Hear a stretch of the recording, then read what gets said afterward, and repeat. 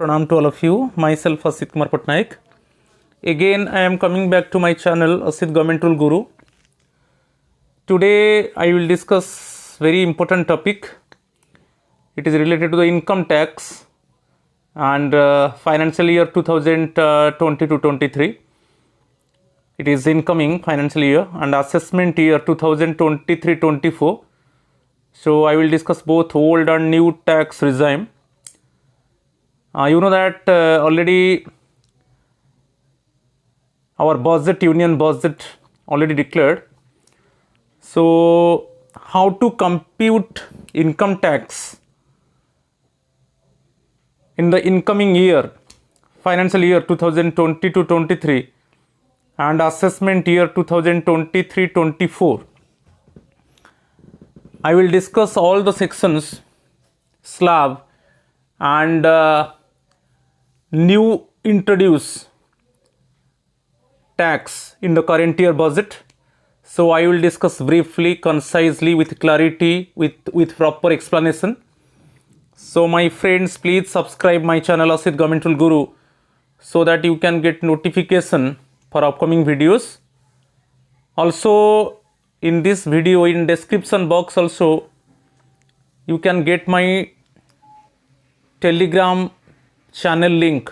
You click on it and join my Telegram channel so that you can avail all the videos. Now I am going to discuss income tax, how to compute income tax, different sections, different slab and both old and new tax regime. First of all, it is introduction of new tax and other modifications about direct tax in budget 2022.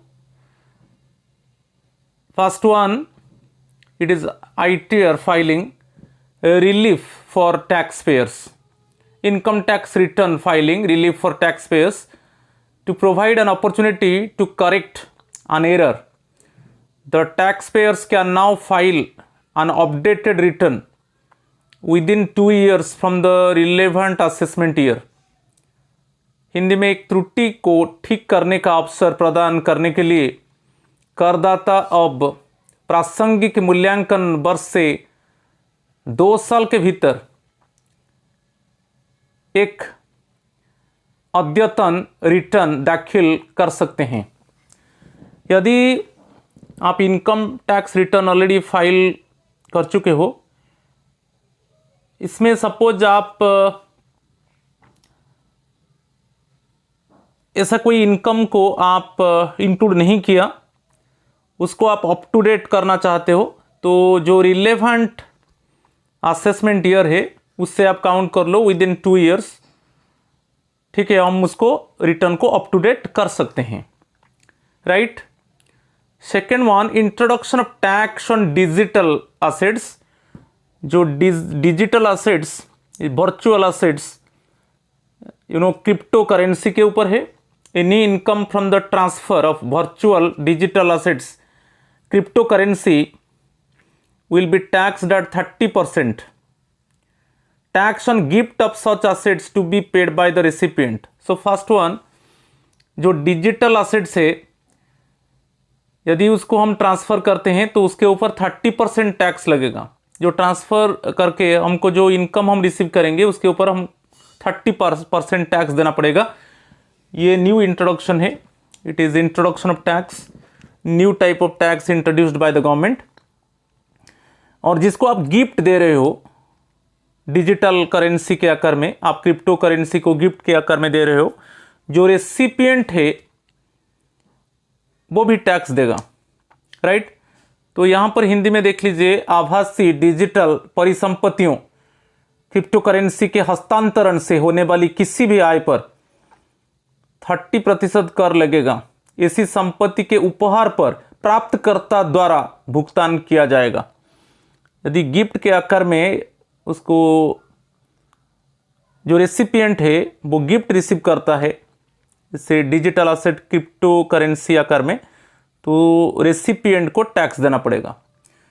और जब हम crypto currency को transfer करते हैं और जो income receive करेंगे वो इनकम के ऊपर हमको अभी 30% टैक्स देना पड़ेगा। ओके, इसके ऊपर आपको क्वेश्चन मिल सकता है। चलो ठीक है। Deduction under section 80 CCD2 employers contribution for state government employees to bring parity between employees of state and central government to increase the tax deduction limit from 10% to 14% on employers contribution to the NPS National Pension System account of state government employees as well। ये actually it is a good news for the state government employees, क्योंकि अभी जो government share है वो अभी भी state government employ को 14% अभी गवर्नमेंट शेयर मिल रहा है। बेसिक पे प्लस डीए के ऊपर जो गवर्नमेंट शेयर है, जो मैनेजमेंट शेयर है वो 14% है।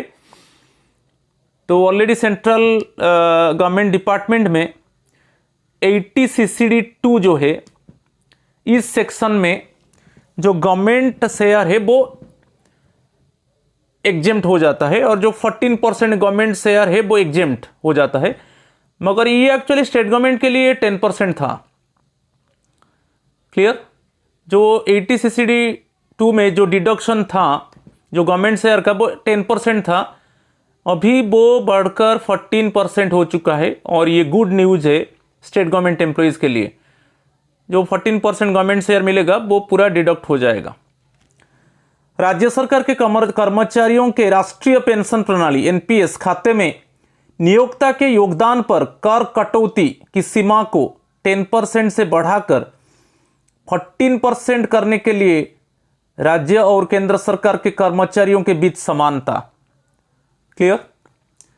चलो ये बहुत बड़ा कदम है गवर्नमेंट का। 4th वन चलेंगे, हेल्थ एंड एजुकेशन सेस।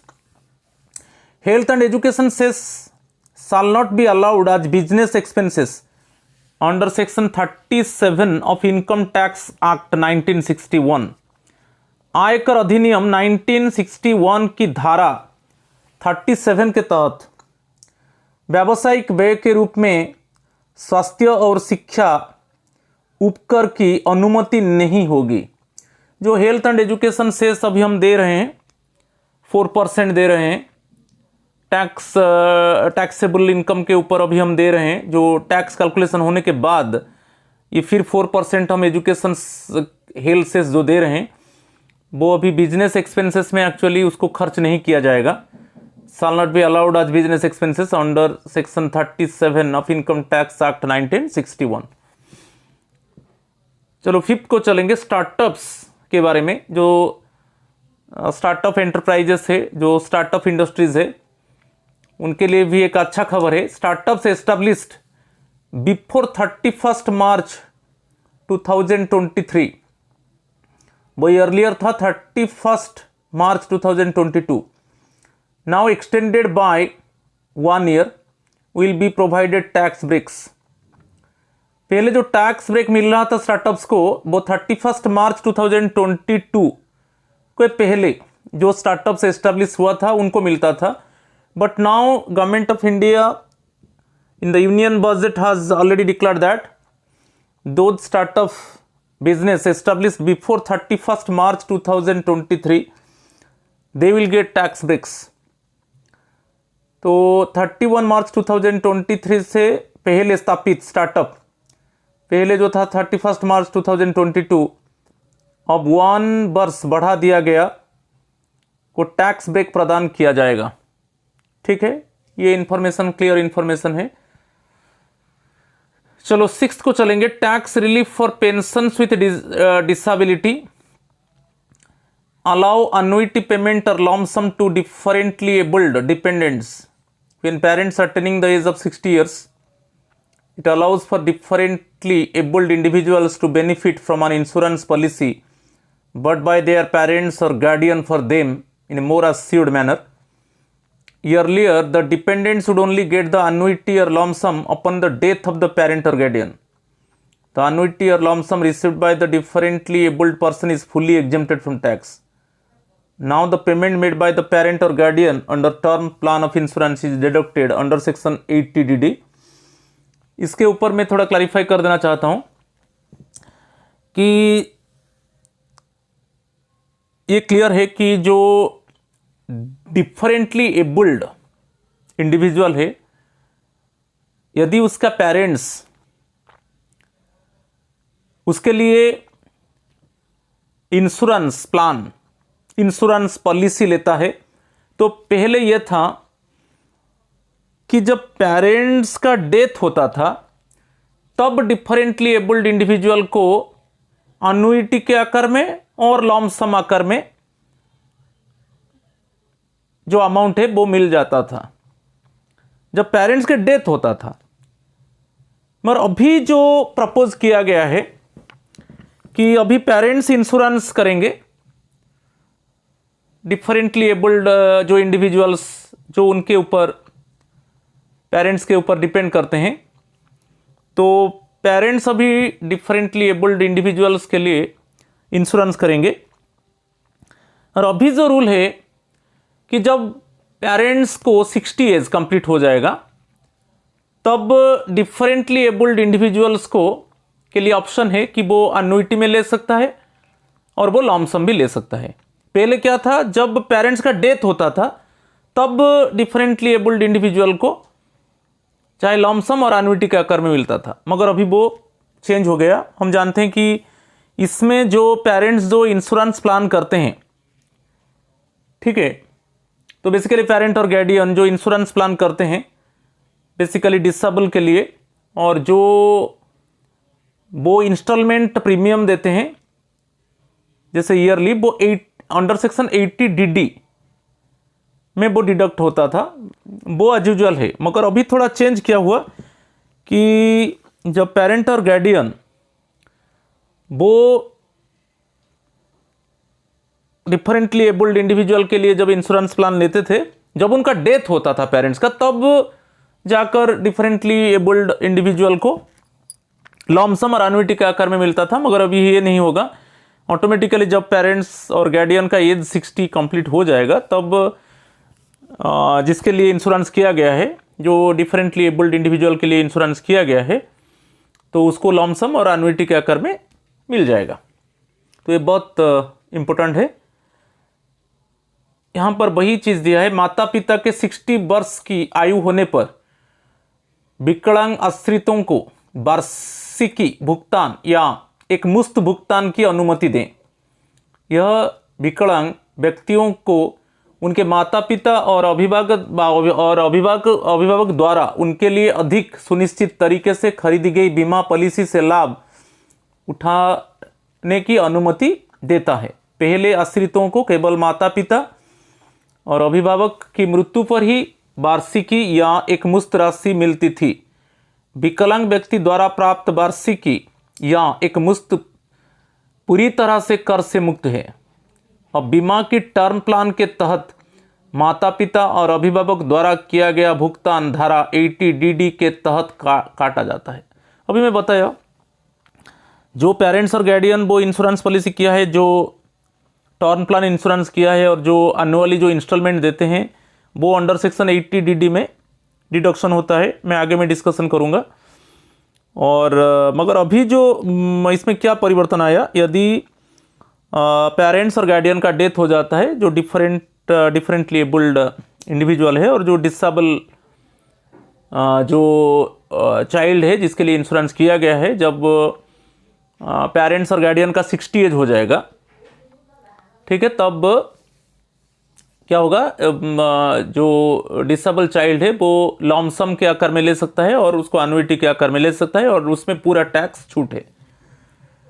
चलो next part, cooperative societies 7th one, reduced alternate minimum tax rates for cooperatives from 18.5% to 15%। सहकारी समितियों के लिए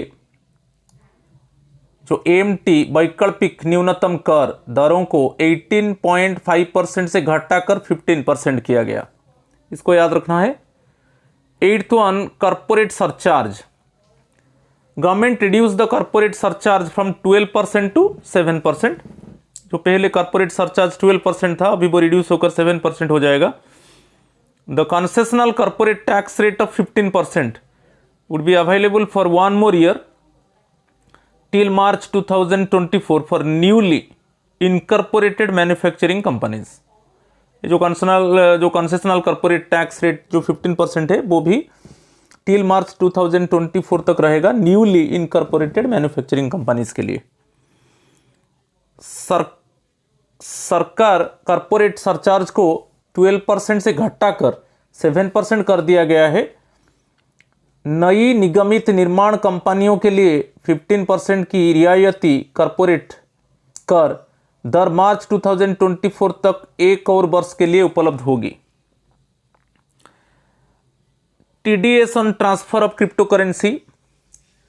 TDS will be imposed on payments for the transfer of crypto assets at a rate of 1% transactions over a certain threshold. एक निश्चित सीमा से अधिक 1% लेन then की दर से क्रिप्टो परिसंपत्तियों के हस्तांतरण के लिए भुगतान पर TDS लगाया जाएगा। जो TDS है वो टैक्स डिडक्टेड एट सोर्स है। अभी कोई लेन देन होगा बेसिकली क्रिप्टो करेंट असेट्स में, तो वहाँ पर ऑटोमेटिकली यदि जो लिमिट है उससे ज़्यादा हो जाएगा तब 1% TDS काट दिया जाएगा। इसको भी याद रखना है। चलो अभी सेक्शन सी तो सब न्यू इंट्रोडक्शन था, अभी थोड़ा इनकम टैक्स स्लैब को चलेंगे, रेट्स को चलेंगे। तो वही income tax section rates and slab financial year 2020 to 23, assessment year 2023-24, old and new tax regime में देखेंगे। फर्स्ट वन सेक्शन जो gross salary under section 17 of income tax. जो सेक्शन 17 है यहाँ पर आपको क्वेश्चन मिल सकता है कि basically in which section of income tax act 1961 gross salary is calculated, it is under section 17। तो 17 एक्चुअली अंडर सेक्शन 17 3 सेक्शन से, अभी हम 17(1) को चलेंगे। बेसिकली सैलरीड एम्प्लॉइज बेसिक पे, डियरनेस अलाउंस जो डीए है वो फुली टैक्सेबल है। Transport allowance plus DA on it, जो सेंट्रल गवर्नमेंट एम्प्लॉइज को टीए प्लस उसके ऊपर डीए मिलता है वो फुली टैक्सेबल है। हाउस रेंट अलाउंस उसका कैलकुलेशन हम आगे में देखेंगे, वो पार्ट एग्जेम्प्टेड है। ये सब 17(1) में आता है। City compensatory allowance is offered to the employees to meet the living expenses in areas like the metros and big cities, ये fully taxable है। Entertainment allowance is offered to the employees for the expenses incurred on the hospitality of customer, ये part exempted है। Project allowance for project related expenses, meals allowance for food expenses and overtime allowance for working extra hours, fully taxable है। Child educational assistance part exempted है। Hostel subsidy part exempted है। Arrears gratuity fully exempted gratuity है। Leave encashment at the time of leave travel concession, LTC के time जो leave encashment हम जानते हैं कि हम एक एलटीसी पीरियड में हम मैक्सिमम 10 ईयर ले सकते हैं, तो उसके ऊपर जो लीव एनकैशमेंट होता है वो भी इंक्लूड होगा अंडर सेक्शन 17(1) ग्रॉस सैलरी में। Next one leave encashment at the time of retirement. तो रिटायरमेंट के टाइम में जो 300 EL है, 300 EL and HPL okay maximum उसको एनकैश किया जाएगा, वो भी फुली एग्जेम्प्टेड है। Bonus annuity pension and pension under CCS pension rule 1972, special allowance, special duty allowance, top locality allowance, ये पार्टली एग्जेम्प्टेड है। नेशनल पेंशन स्कीम गवर्नमेंट से यार फुली एग्जेम्प्टेड। तो ये सब अंडर सेक्शन 17(1) में आएगा। बेसिकली जहाँ पर हम जानते हैं कि बेसिक पे हमारा डीए और जो सेंट्रल गवर्नमेंट एम्प्लॉइज को जो टीए मिलता है उसके ऊपर डीए और कंपेंसेटरी अलाउंस और जो भी आपका एरियर की बोनस की लीव एनकैशमेंट, ये सब एक्चुअली अंडर सेक्शन 17(1) में आ जाता है। ठीक है, ये बहुत इंपॉर्टेंट है गवर्नमेंट एम्प्लॉइज के लिए। चलो मैं अभी बोल चुका हूं कि जो अंडर सेक्शन 17 है जो ग्रॉस सैलरी के ऊपर है वो 3 सेक्शन है। जो फर्स्ट सेक्शन था वो गवर्नमेंट एम्प्लॉइज के लिए था।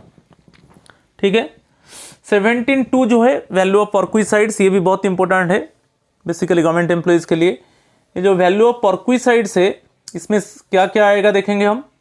वैल्यू ऑफ एनी अमेनिटी और benefit granted at a concessional rate, licence fee for rent free accommodation provided by the employer. ये बहुत इंपॉर्टेंट सेकेंड वन है। हमको जो कंसेशनल रेट में जो अकोमोडेशन मिलता है और जो लाइसेंस फी हम पे करते हैं, just we are getting, you know, government employees are getting free accommodation and paying free basically concessional licence fee, वो भी परक्विसाइड्स में आएगा।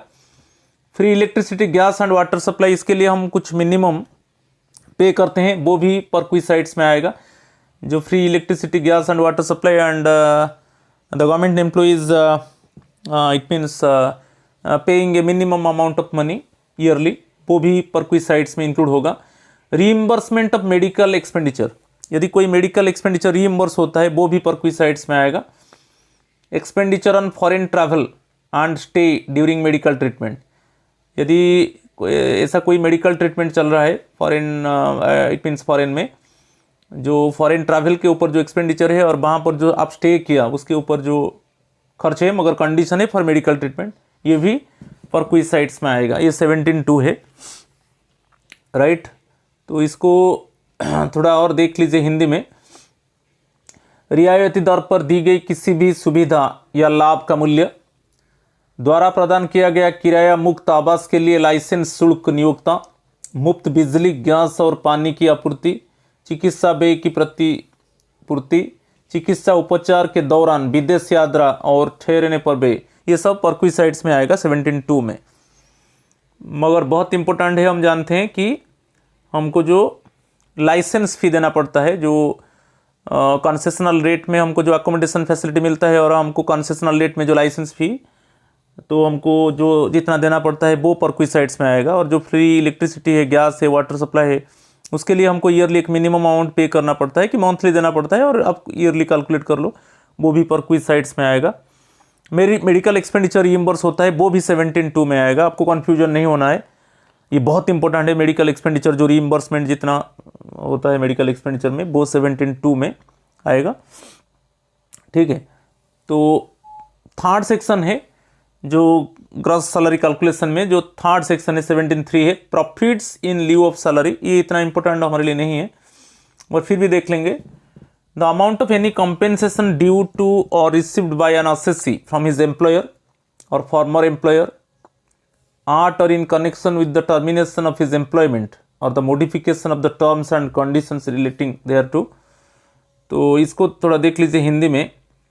वेतन के बदले लाभ, वेतन के बदले लाभ में शामिल है अपने नियोक्ता या पूर्व नियोक्ता से या उसके रोजगार की समाप्ति या उससे संबंधित नियमों और शर्तों के संशोधन के संबंध में, या उसके नियोक्ता या पूर्व नियोक्ता से दे या प्राप्त किसी भी मुआवजे की राशि। यदि ऐसा भी कोई भी हमको बेनिफिट मिल रहा है, कोई फाइनेंशियल बेनिफिट मिल रहा है जो हमारा एम्प्लॉयर से, तो वो 17(3) में जाएगा।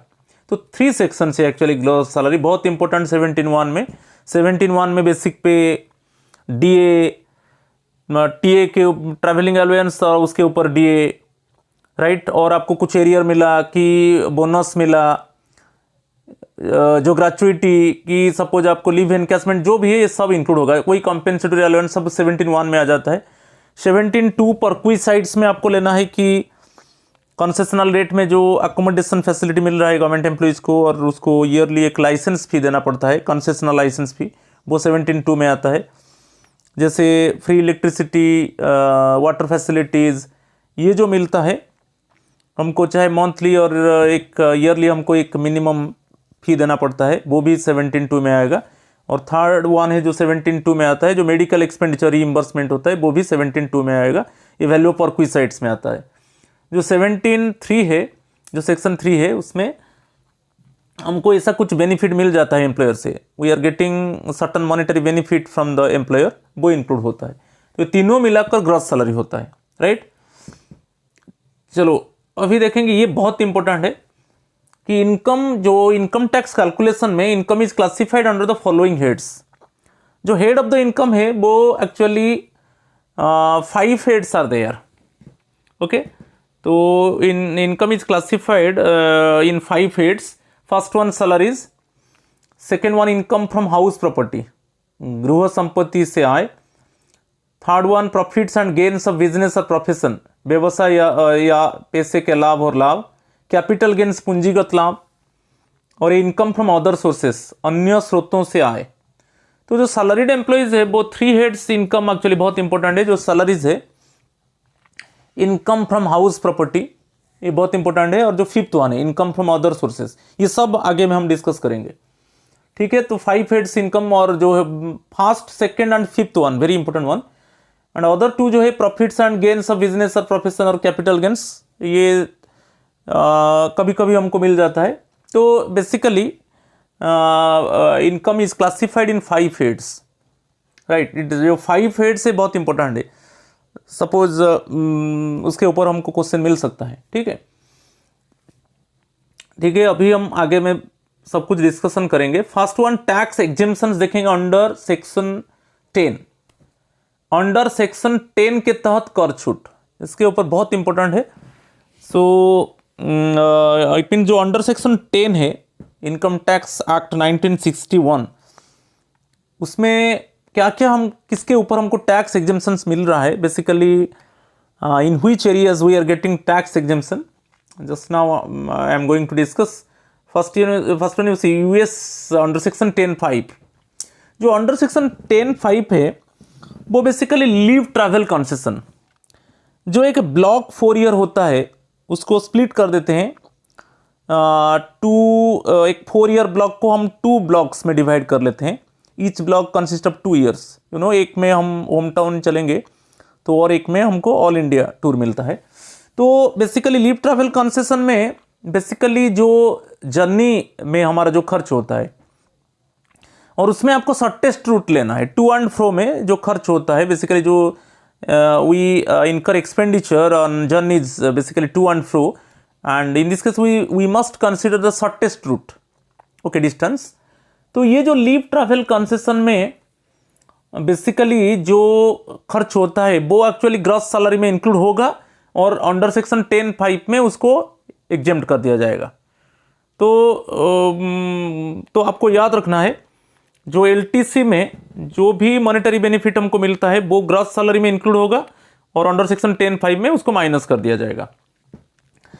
तो limited to amount actually spent and subject to maximum limits are specified, क्योंकि हम जानते हैं कि जो एलटीसी में हमको जो मॉनेटरी बेनिफिट मिलता है बेसिकली जर्नी के लिए मिलता है।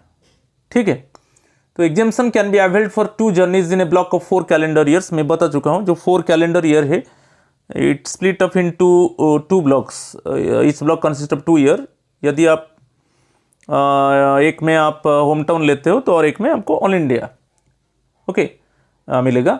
तो उसमें exemption shall be available for journey perform by shortest route and by prescribed mode of transportation in prescribed situations. तो इसको हम जानते हैं बेसिकली जर्नी के लिए ही जो एक्सपेंडिचर इनकर्ड होगा वो हमको मिल जाता है हमारा ऑफिस से, नहीं कि। तो इसमें जो भी एलटीसी में हमको जो भी मॉनेटरी बेनिफिट मिला वो ग्रॉस सैलरी में इंक्लूड होगा और अंडर सेक्शन 10(5) में उसको एग्जेम्प्ट कर दिया जाएगा, उसको ऑटोमेटिकली माइनस हो जाएगा। चलो नेक्स्ट, अंडर सेक्शन 10(5) वही चीज हिंदी में देख लीजिए। छुट्टी, यात्रा, रियायत या कर्मचारी द्वारा प्राप्त सहायता कुछ शर्तों के अधीन और वास्तव में खर्च की गई राशि तक सीमित। वास्तव में खर्च की गई राशि तक सीमित और निर्दिष्ट अधिकतम सीमा के अधीन 4 कैलेंडर वर्ष के ब्लॉक में 2 यात्राओं के लिए छूट का लाभ उठाया जा सकता है। छूट सबसे छोटे मार्ग से और निर्धारित परिस्थितियों में परिवहन के निर्धारित साधन द्वारा की गई यात्रा के लिए उपलब्ध होगी। तो बेसिकली वी नो दैट जो LTC basically in LTC how much expenditure basically we incur in travel basically to and fro और जाने का आने का, तो वो हमको ऑफिस से मिल जाता है। तो जितना अमाउंट होगा और आपको वहाँ पर शॉर्टेस्ट रूट लेना है और एक 4 ईयर ब्लॉक पीरियड में बेसिकली ट्वाइस हो जाता है क्योंकि इसको हम 2 ईयर्स डिवाइड कर लेते हैं। और वो जो भी एलटीसी में जो मॉनेटरी बेनिफिट मिलेगा वो आपको आप ग्रॉस सैलरी में ऑफिस इंक्लूड कर देता है, तो अंडर सेक्शन 10(5) में उसको माइनस किया जाएगा। चलो अंडर सेक्शन 10(7) फॉरेन अलाउंसेस और परक्विसाइड्स पेड और allowed by government to its employees posted outside India. Bharat के बाहर तैनात अपने कर्मचारियों को सरकार द्वारा भुगतान या अनुमत विदेशी भत्ते या अनुलाभ। तो अभी क्लियर हो गया। जो फॉरेन जो हमारा एम्प्लॉयज सपोज आउटसाइड पोस्टिंग हुआ है, अब्रॉड में पोस्टिंग हुआ है, उसको कुछ अलाउंसेस मिलता है, वो जितना मिलेगा वो ग्रॉस सैलरी में इंक्लूड होगा और यहाँ पर वो अंडर सेक्शन 10(7) में उसको माइनस कर दिया जाएगा। तो वहाँ पर ग्रॉस सैलरी में अंडर सेक्शन 17 में इंक्लूड होगा और यहाँ पर अंडर सेक्शन 10(7) में उसको माइनस कर दिया जाएगा। एंटायर अमाउंट एग्जेम्प्टेड है, इसको डिडक्ट कर दिया जाएगा। ठीक है, तो उसमें कन्फ्यूजन नहीं है। उसमें जो अलाउंस मिलेगा आप ग्रॉस सैलरी में इंक्लूड कर दीजिए और अंडर सेक्शन 10(7) में वो ऑटोमेटिकली वही अमाउंट वो ऑटोमेटिकली माइनस हो जाएगा। चलो अंडर सेक्शन 10(10) को चलेंगे, बहुत इंपॉर्टेंट है। इसके ऊपर क्वेश्चन मिल सकता है जो आगे में suppose in different examination civil phase, principal exam, office superintendent, LDC, UDC और सेक्शन ऑफिसर और any other exams, basically departmental exams. जो अंडर सेक्शन 10(10) है, death cum retirement gratuity received by government employees, चाहे डेथ ग्रेचुइटी, यदि employee का death होता है तो फैमिली को मिलता है डेथ ग्रेचुइटी, और रिटायरमेंट ग्रेचुइटी, ये बेसिकली अंडर सेक्शन 10(10) में क्या होगा, जो भी ग्रेचुइटी मिलेगा वो ग्रॉस सैलरी में इंक्लूड होगा और यहाँ पर अंडर सेक्शन 10(10) में उसको माइनस कर दिया जाएगा। तो आपको कंफ्यूजन नहीं होना है, यदि ग्रेचुइटी मिलता है तो ग्रॉस सैलरी में इंक्लूड होगा और अंडर सेक्शन 10(10) में उसको माइनस कर दिया जाएगा। और इसके ऊपर पूरा एग्जेम्प्ट है, एंटायर अमाउंट एग्जेम्प्टेड, तो वहाँ ग्रॉस सैलरी में इंक्लूड होगा, यहाँ पर उसको डिडक्ट कर दिया जाएगा। ठीक है, तो द्वारा प्राप्त मृत्यु सह सेवानिवृत्ति उपदान सरकारी कर्मचारी संपूर्ण राशि छूट प्राप्त है। ये भी बहुत इंपॉर्टेंट है, जो बेसिकली ओल्ड पेंशन रिलेटेड, जो जब पेंशन जो कम्यूटेड होता है, मैक्सिमम 40% पेंशन को कम्यूटेड किया जाएगा, तो अंडर सेक्शन 10(10)(a) ये बहुत इंपॉर्टेंट है, बहुत बार क्वेश्चन में आया है प्रिंसिपल एग्जाम्स में और अदर जो डिपार्टमेंटल एग्जाम्स है। Under section 10(10)(a) commuted value of pension received by government employee. तो अभी मैं बताया कि जो ओल्ड पेंशन है, CCS पेंशन रूल्स 1972 अभी 2021 है, उसमें क्लियरली मेंशन है कि जो कम्यूटेड वैल्यू ऑफ पेंशन जो है मैक्सिमम 40% होगा। माने हम ये बोलते हैं कि 40% पेंशन को बेच दिया गया, एक लॉम सम अमाउंट मिल गया। यदि सपोज मैक्सिमम 40% है, सपोज मैं 40% बेच दिया, तो अभी जो पेंशन मुझे मिलेगा 60% मिलेगा, और जो 40% बेच दिया एक लॉम सम अमाउंट मिला। और ये जो commuted value of pension received by government employ वो ग्रॉस सैलरी में इंक्लूड होगा और अंडर सेक्शन 10(10)(a) में उसको डिडक्ट कर दिया जाएगा। ये फुली एग्जेम्प्टेड है, उसके ऊपर कोई यहाँ पर टैक्स नहीं लगा। ग्रॉस सैलरी में वहाँ पर इंक्लूड हुआ और यहाँ पर अंडर सेक्शन 10(10)(a) में उसको माइनस कर दिया गया। ठीक है, तो संपूर्ण राशि के ऊपर वो छूट है। राइट, द्वारा प्राप्त पेंशन का परिवर्तित मूल्य, बेसिकली सरकारी कर्मचारी संपूर्ण राशि छूट प्राप्त है।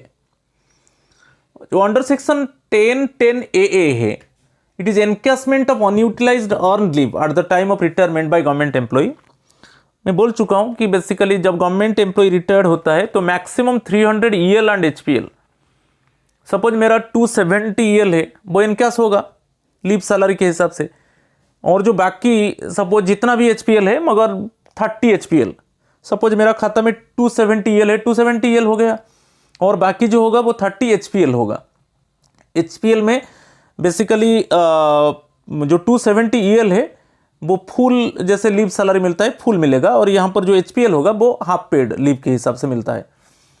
तो मैक्सिमम 300 EL एंड HPL को एनकैश किया जाएगा और उसमें जो अमाउंट मिलेगा वो भी ग्रॉस सैलरी में इंक्लूड होगा और यहाँ पर अंडर सेक्शन 10(10)(a) में उसको माइनस कर दिया जाएगा।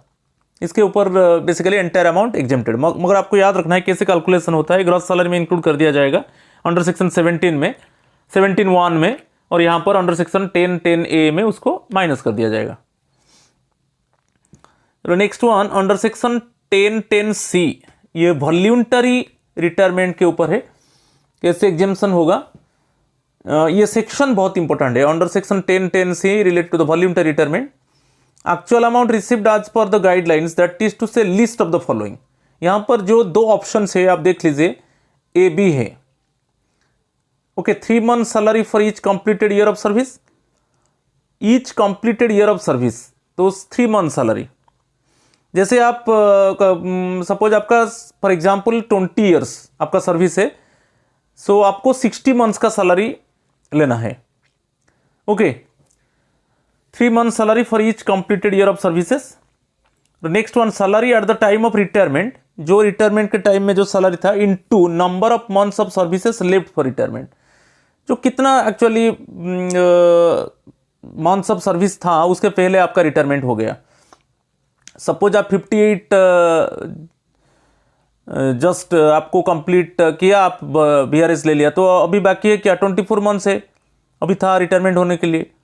तो वही है यहाँ पर जो बी ऑप्शन है, salary eight the time of retirement into number of months of services left for retirement, और कितना मंथ्स एक्चुअली बाकी था रिटायरमेंट के लिए।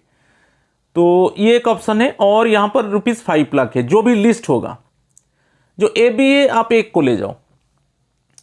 Okay, either salary eight the time of retirement into number of months of services left for retirement, और जो completed year of service है, for each completed year of service आप 3 मंथ सैलरी ले जाइए, जिस हिसाब से आपको मिला था। ओके, इसमें जो लिस्ट होगा उसी को लेना है। ठीक है, ऊपर फर्स्ट जो ए बी है, एक कोई ऑप्शन में आप निकाल दो, और यहाँ पर ₹5 लाख जो भी लिस्ट होगा यहाँ पर दे, व्हिच एवर इज लेस 1 और 2, राइट। मगर यहाँ पर जो कंडीशन है वही हिंदी में दे दिया गया, शैक्षिक सेवानिवृत्ति छूट। ओके, दिशा निर्देश के अनुसार प्राप्त वास्तविक राशि, अर्थात निम्न में से कम सेवाओं के प्रत्येक पूर्ण वर्ष के लिए 3 महीने का वेतन, और जो सेवानिवृत्ति के समय वेतन इनटू सेवानिवृत्ति के लिए छोड़ी गई सेवाओं के महीनों की संख्या, जिसमें एक चाहे ए और बी कोई भी ले जाओ, और यहाँ पर ₹5 लाख जो भी, जो 1 और 2 है जिसमें जो भी लिस्ट होगा, ठीक है, उसको लेना है। मगर यहाँ पर एक कंडीशन है, यदि आप जो वॉल्यूंटरी रिटायरमेंट के वजह से आपको जो भी कंपेंसेशन मिला, यदि हम एरियर जो इट मीन्स अंडर सेक्शन 19 जो है, जब हमको एरियर मिलता है तब हमको वहाँ पर टैक्स रिलीफ मिलता है अंडर सेक्शन 89 में। यदि आप वहाँ पर रिलीफ ले लिया तब यहाँ पर जो कंपेंसेशन है उसके ऊपर कुछ एग्जेम्पशन नहीं होगा, तो वही दे दिया। If the employee has claimed tax relief under section 89, जो सेक्शन 89 है जिसमें हमको टैक्स रिलीफ मिलता है, आप जानते हो जब एरियर मिलता है तब हम एरियर को ये ऐड कर देते हैं, हमारा बेसिकली ग्रॉस सैलरी जो 17,1 है, और यहाँ पर हमको टैक्स रिलीफ मिलता है सेक्शन 89 में। ठीक है, जो भी टैक्स रिलीफ जो होता है वो ऑटोमेटिकली वो माइनस हो जाता है। ठीक है, मगर यहाँ पर यदि टैक्स रिलीफ हम लेंगे अंडर सेक्शन 89 में, तब हमको जो कंपेंसेशन मिला है वॉलंटरी रिटायरमेंट से, वो एक्चुअली उसके ऊपर कुछ टैक्स छूट नहीं होगा, टैक्स एग्जेम्पशन नहीं होगा। हाँ, यदि हम जो वॉलंटरी रिटायरमेंट में जो कंपेंसेशन हमको मिला और उसके ऊपर हम जो एग्जेम्पशन अभी मैं बताया उसको ले लिया, तो यहाँ पर हमको सेक्शन 89 में रिलीफ हम नहीं ले सकते। आइदर और आप वहाँ पर कंपेंसेशन ले लिया और कंपेंसेशन के ऊपर जैसा कैलकुलेशन में बताया उसके ऊपर आप टैक्स एग्जेम्पशन हो गया, तो अंडर सेक्शन 89 में जो टैक्स रिलीफ होगा वो हम रिलीफ नहीं ले सकते। यदि आप रिलीफ लेते हो तब जो कंपेंसेशन मिला उसके ऊपर आपको टैक्स एग्जेम्पशन नहीं मिलेगा। वही नोट दिया है, यदि कर्मचारी ने प्राप्त शैक्षिक सेवानिवृत्ति मुआवजे के लिए आयकर अधिनियम 1961 की धारा 89 के तहत कर राहत का दावा किया है, तो धारा 1010C के तहत छूट की अनुमति नहीं होगी। और इसके विपरीत जो अंडर सेक्शन 1011 है बेसिकली प्रोविडेंट फंड रिलेटेड है, यदि इसमें क्या है, यदि आप जो बेसिकली जो एम्प्लॉय है यदि उसका कंट्रीब्यूशन 2.5 लाख से ज़्यादा होता है, फॉर एग्जांपल आप एम्प्लॉय का जो शेयर है पर एनम वो 3 लाख हो गया, तो 2.5 लाख से कितना ज़्यादा है, 50,000 है। ठीक है, 2.5 लाख से ज़्यादा आपको वहाँ पर देखना है। सपोज मेरा एग्जाम्पल में सपोज एक फाइनेंशियल ईयर में आप कंट्रीब्यूट किया, जो एम्प्लॉय शेयर रहा वो 3 लाख रहा, तो 2.5 लाख से कितना ज़्यादा है, 50,000। तो वो 50,000 के ऊपर जो टैक्स मिलेगा, 50,000 के ऊपर जो इंटरेस्ट मिलेगा उसके ऊपर टैक्स लगेगा। अप टू 2.5 लाख आप जो कंट्रीब्यूट कर रहे हो और उसके ऊपर जो इंटरेस्ट मिल रहा है उसके ऊपर टैक्स नहीं लगेगा। इंटरेस्ट के ऊपर मोर देन 2.5 लाख आप कंट्रीब्यूट कर रहे हो और जो एक्सेस अमाउंट आप कंट्रीब्यूट कर रहे हो मोर देन 2.5 लाख और एक्सेस अमाउंट के ऊपर जो इंटरेस्ट मिलता है उसके ऊपर एक्चुअली टैक्स लगेगा। तो just you remember, it means when the employee contribute more than 2.5 lakh, contribute more than 2.5 lakh and then the excess amount above 2.5 lakh and on the excess amount how much interest you can get, then on interest definitely tax would be imposed, but up to 2.5 lakh if you contribute and how much interest you will get, on that interest actually tax should not be imposed। ठीक है, अभी समझ गए। तो in case of provident fund, when employees contribution in excess of 2.5 lakh per annum, then tax levies on interest on excess amount above 2.5 lakh तब मिलेगा। up to 2.5 lakh आप contribute कर रहे हो और उसके ऊपर जो इंटरेस्ट आपको मिलता है उसके ऊपर टैक्स नहीं लगेगा। भाई ये भविष्य निधि पीएफ के मामले में जब कर्मचारी का अंशदान 2.5 लाख प्रति वर्ष से अधिक हो तो अधिक राशि पर ब्याज पर कर 2.5 लाख से अधिक राशि, ओके 2.5 लाख के ब्याज पर टैक्स छूट, कोई टैक्स नहीं लगेगा। अप टू 2.5 आप कंट्रीब्यूट कर रहे हो पर आनम और उसके ऊपर जो आपको इंटरेस्ट मिल रहा है उसके ऊपर टैक्स नहीं लगेगा। मगर 2.5 लाख से ज़्यादा आप कंट्रीब्यूट कर रहे हो और जो ज़्यादा अमाउंट है उसके ऊपर जो इंटरेस्ट आपको मिलेगा उसके ऊपर टैक्स लगेगा। ये एक्चुअली है अंडर सेक्शन 10(11) में। Under section 10(13) payment from approved superannuation fund on death और retirement of employee etcetera subject to certain conditions. यहाँ पर मैं थोड़ा आइडिया देता हूँ। जो एनपीएस सब्सक्राइबर है यदि अभी डेथ हो जाता है तो उसका जो अक्यूमुलेटेड शेयर है, अक्यूमुलेटेड शेयर का 20% उसका फैमिली को मिल जाएगा।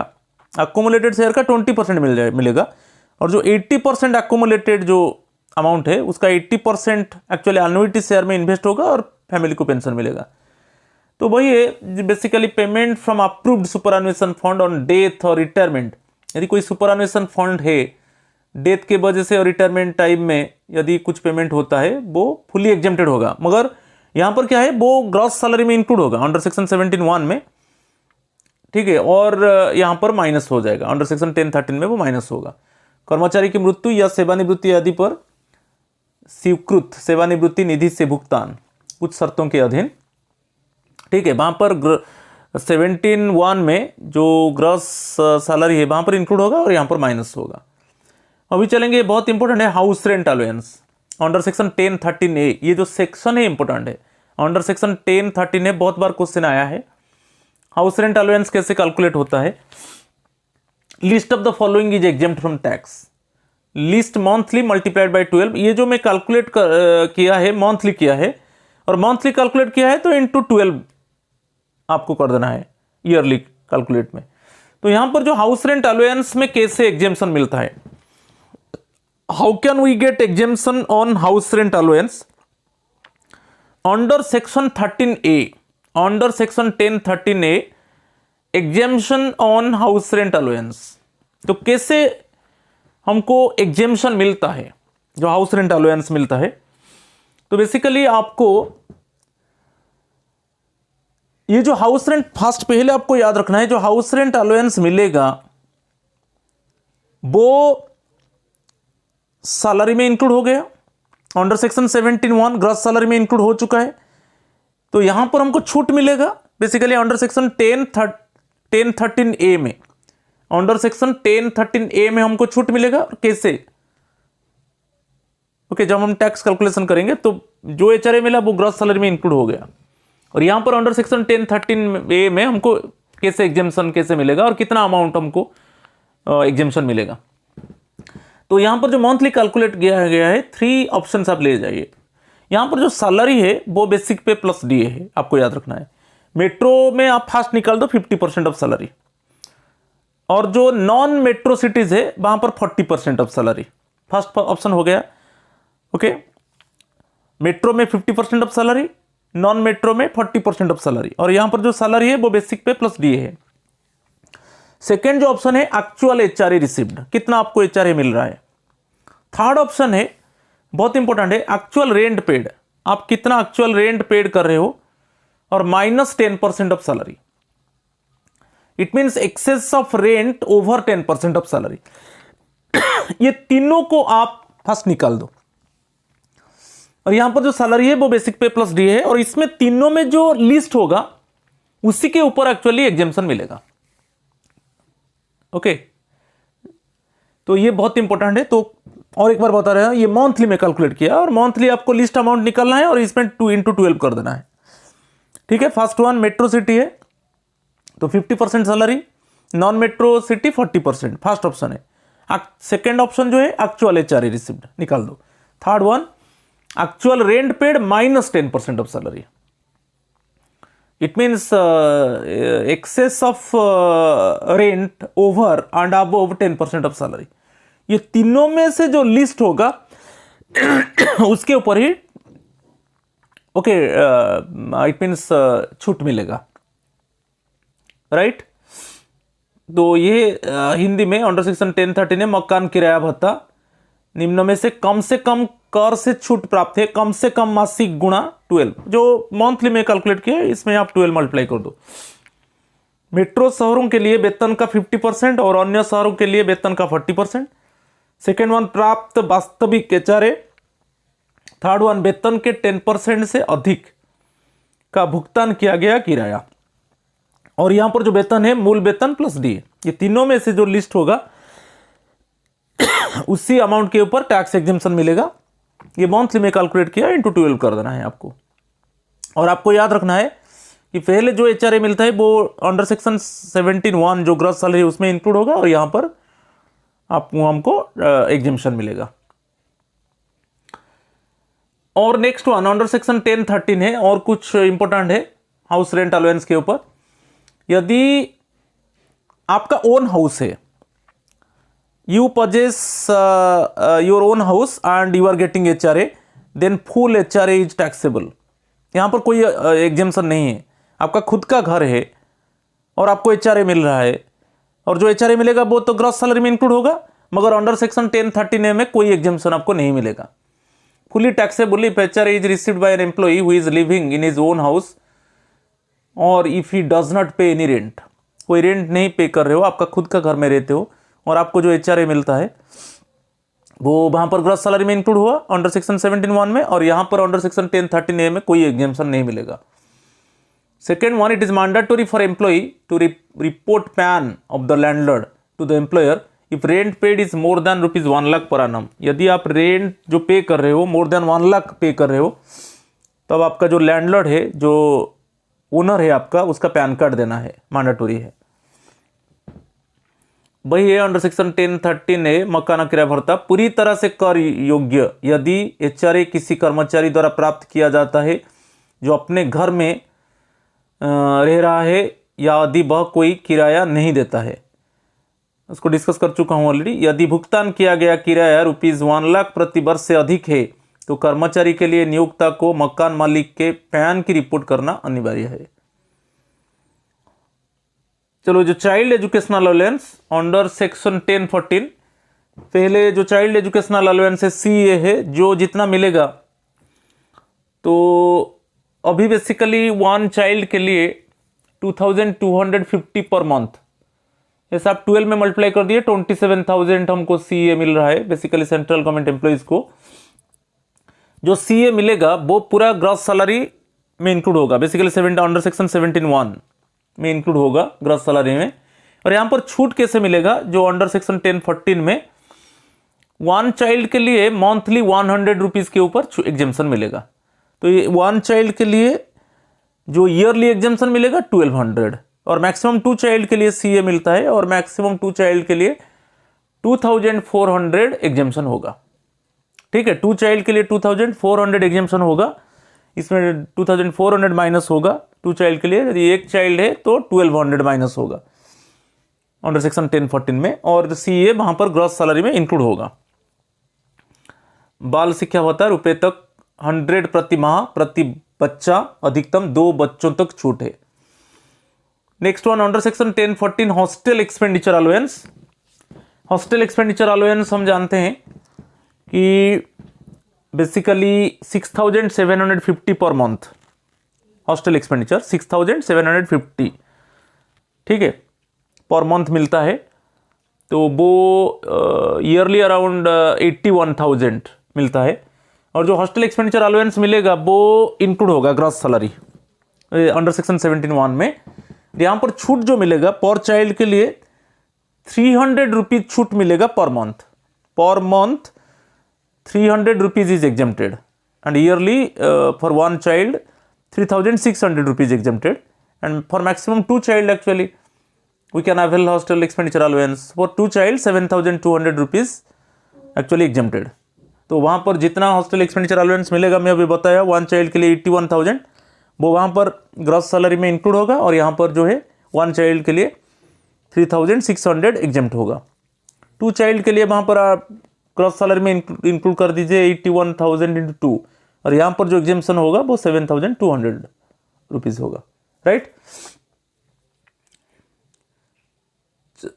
वही ये छात्रावास व्यय भत्ता रुपए तक 300 प्रति माह प्रति बच्चा, अधिकतम 2 बच्चों तक छूट है। अंडर सेक्शन 10(14) ये जो transport allowance granted to an employee to meet expenditure for the purpose of commuting between place of residence and place of duty.